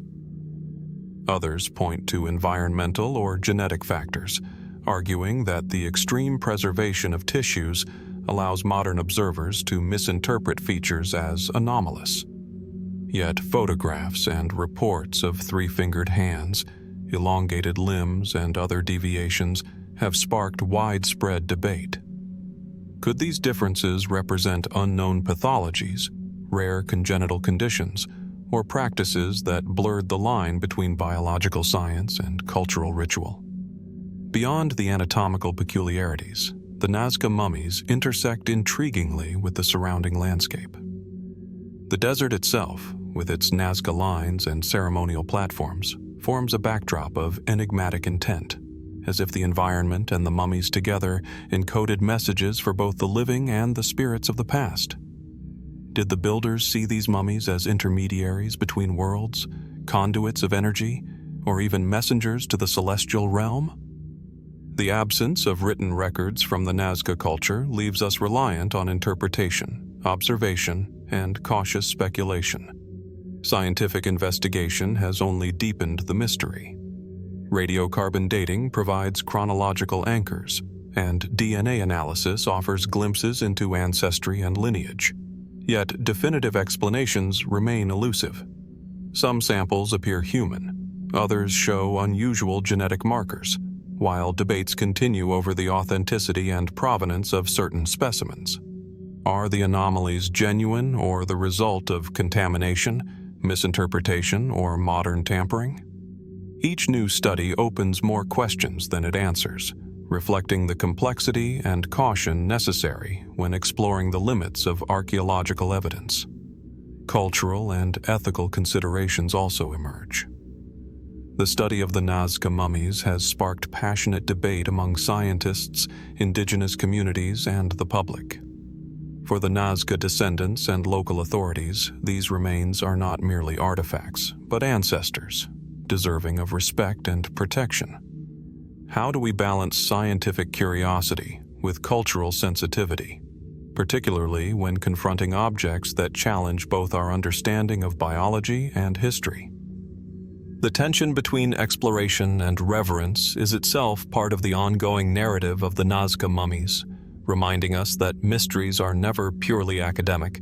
They touch lives, beliefs, and identities. Speculative theories abound. Some propose that these mummies represent a previously unknown branch of humanity, or perhaps even a separate intelligent species coexisting alongside early civilizations. Others interpret them as evidence of ancient experiments in genetic manipulation, cranial shaping, or spiritual transmutation. Mainstream science remains skeptical, emphasizing the need for rigorous, peer-reviewed research. Yet the allure of these possibilities cannot be ignored. They compel us to examine not only what we know, but what we assume about human history. Walking among the arid tombs where these mummies were found, it is possible to sense the weight of centuries pressing down. The silence of the desert, broken only by wind across sand and stone, seems almost designed to encourage contemplation, reflection, and careful questioning. Each bone, each fragment, is a bridge across time, linking us to individuals who lived, were revered, and now continue to speak through the enigma of their remains. The Nazca Mummies remind us that the past is never static. It resists neat classification and often defies expectation. They encourage a humble approach to discovery, urging us to question the limits of our knowledge, the assumptions of our methodologies, and the ways in which human diversity has manifested across time. They prompt us to ask, what might remain hidden in deserts, tombs, or forgotten landscapes, waiting silently for those willing to observe and interpret with care? And as the sun sets over the Nazca Plains, casting long shadows across the geoglyphs and desert sands, one is left with a lingering, haunting question. What truths lie within the mummies of Nazca, and what aspects of human history, biological, cultural, or otherwise, are still waiting to be revealed, quietly preserved beneath the sands of time? From the windswept deserts of Nazca, our journey continues eastward, to the heart of the Iranian plateau, where the ancient city of Shahr-e, the burnt city, lies buried beneath layers of sand and time. Flourishing around 3200 BCE, this Bronze Age metropolis once thrived as a hub of trade, culture, and innovation. Among its many remarkable discoveries, one artifact stands out for its extraordinary sophistication: the Shahr-e artificial eye, a small yet revolutionary object that speaks volumes about human ingenuity and the mysteries of early medicine. The artificial eye itself is deceptively simple in appearance. Crafted from bitumen and natural pigments, it was designed to fit over a human socket, complete with a golden disc and intricate detailing that mimicked the iris. Yet it is the precision of its construction that astonishes. The eye demonstrates not only artistic sensibility, but a profound understanding of anatomy, prosthetic function, and perhaps even aesthetic perception. For a civilization that existed more than 5,000 years ago, the creation of such an object suggests an advanced level of medical knowledge, combined with cultural concern for appearance, identity, and social presentation. The context of the discovery adds layers of intrigue. Found alongside the skeletal remains of a woman, the artificial eye appears to have been functional, possibly attached with adhesives or threads to restore the appearance of sight or the symmetry of the face after trauma or disease. The wearer may have suffered from injury, infection, or congenital absence, yet the prosthesis offered a way to navigate both physical and social challenges.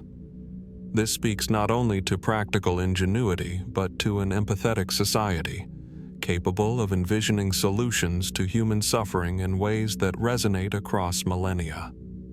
Archaeologists and medical historians alike have marveled at the eye's sophistication. It suggests knowledge of ocular anatomy, awareness of prosthetic mechanics, and the ability to craft materials to exacting standards. Could this indicate that Shahr-e possessed a specialized class of artisans or medical practitioners, individuals whose expertise bridged the boundary between science and art? Or was the artificial eye a unique invention, an isolated example of brilliance within a broader society whose knowledge has been mostly lost to history? Even more enigmatic is the symbolic significance of the eye. In many ancient cultures, the eye was more than a functional organ. It was a symbol of perception, vigilance, and even spiritual insight. Did the prosthetic carry a ritualistic or symbolic meaning in addition to its practical use? Could it have been a protective charm designed to ward off misfortune, or a marker of status, distinguishing the wearer within her community? The Shahr-e eye, while tangible, retains an intangible aura, blending utility and symbolism in ways that challenge modern assumptions about Bronze Age societies. The technological aspects of the eye are equally compelling. Its lightweight construction, polished surface, and careful coloration suggest trial and refinement. Materials were selected not merely for availability, but for their functional properties: bitumen for malleability and adhesion, gold for durability and aesthetic effect. This combination reveals an understanding of the interaction between materials and human physiology, raising questions about how widespread such knowledge might have been. Were other prosthetics created that have yet to be discovered? Did this reflect a broader medical tradition, now largely erased by the passage of millennia? Despite the clarity of its craftsmanship, many questions remain unresolved. How was the eye attached securely yet comfortably? Did it allow some degree of mobility or visual simulation, or was it purely cosmetic? Was this object the result of a single artisan's insight, or the product of a medical and artistic culture capable of producing multiple such devices? The absence of written records from Shahr-e leaves these questions tantalizingly open, inviting both investigation and speculation.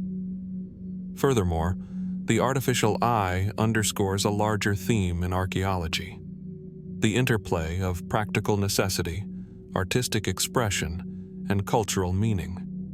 It demonstrates that innovation in ancient societies was not limited to monumental architecture, trade networks, or ritual artifacts. It extended to deeply personal, human-centered solutions. In this case, a prosthetic device becomes a bridge between survival, identity, and the quest for normalcy in the face of physical adversity. It challenges modern assumptions that advanced medical knowledge is purely a product of recent centuries, reminding us that human ingenuity is both ancient and universal. The discovery also invites reflection on the philosophical and ethical dimensions of early medicine. What drove the artisans of Shahr-e to create such a device? Was it compassion, social expectation, spiritual belief, or all three simultaneously? Could there have been other medical innovations, lost to time, that rival or exceed our expectations of ancient capability? The artificial eye is a tangible reminder that human societies, even in prehistory, grappled with the same concerns that preoccupy us today: the desire to heal, to restore, and to preserve dignity. As we examine the object today, under controlled laboratory conditions, its small scale belies its profound implications. Here is a society capable of conceptual abstraction, capable of envisioning an object to replace a natural organ, capable of manipulating materials with intent and precision, an echo of creativity that speaks across 5 millennia. Each angle, each golden disc, each trace of pigment represents a conversation across time, inviting us to consider not only what the Shahr-e people knew, but how they thought, problem-solved, and valued human life. And yet, for all we can deduce, mysteries remain. Was this eye an exceptional invention, or a hint of a broader tradition of prosthetic innovation lost to the sands? How many other devices, techniques, or medical practices existed in Shahr-e, now erased by fire, erosion, and time? What does this object tell us about the priorities, aesthetics, and spiritual beliefs of a civilization that continues to surprise us? The Shahr-e artificial eye stands as a silent witness to ingenuity, empathy, and creativity, embodying the enduring human desire to overcome limitation and preserve the self. And as the desert wind sweeps across the ruins, it leaves us with a lingering, almost palpable question. What other secrets of medicine, innovation, and human adaptation lie hidden within the remains of ancient cities, waiting to challenge our assumptions and expand our understanding of what our ancestors were truly capable of?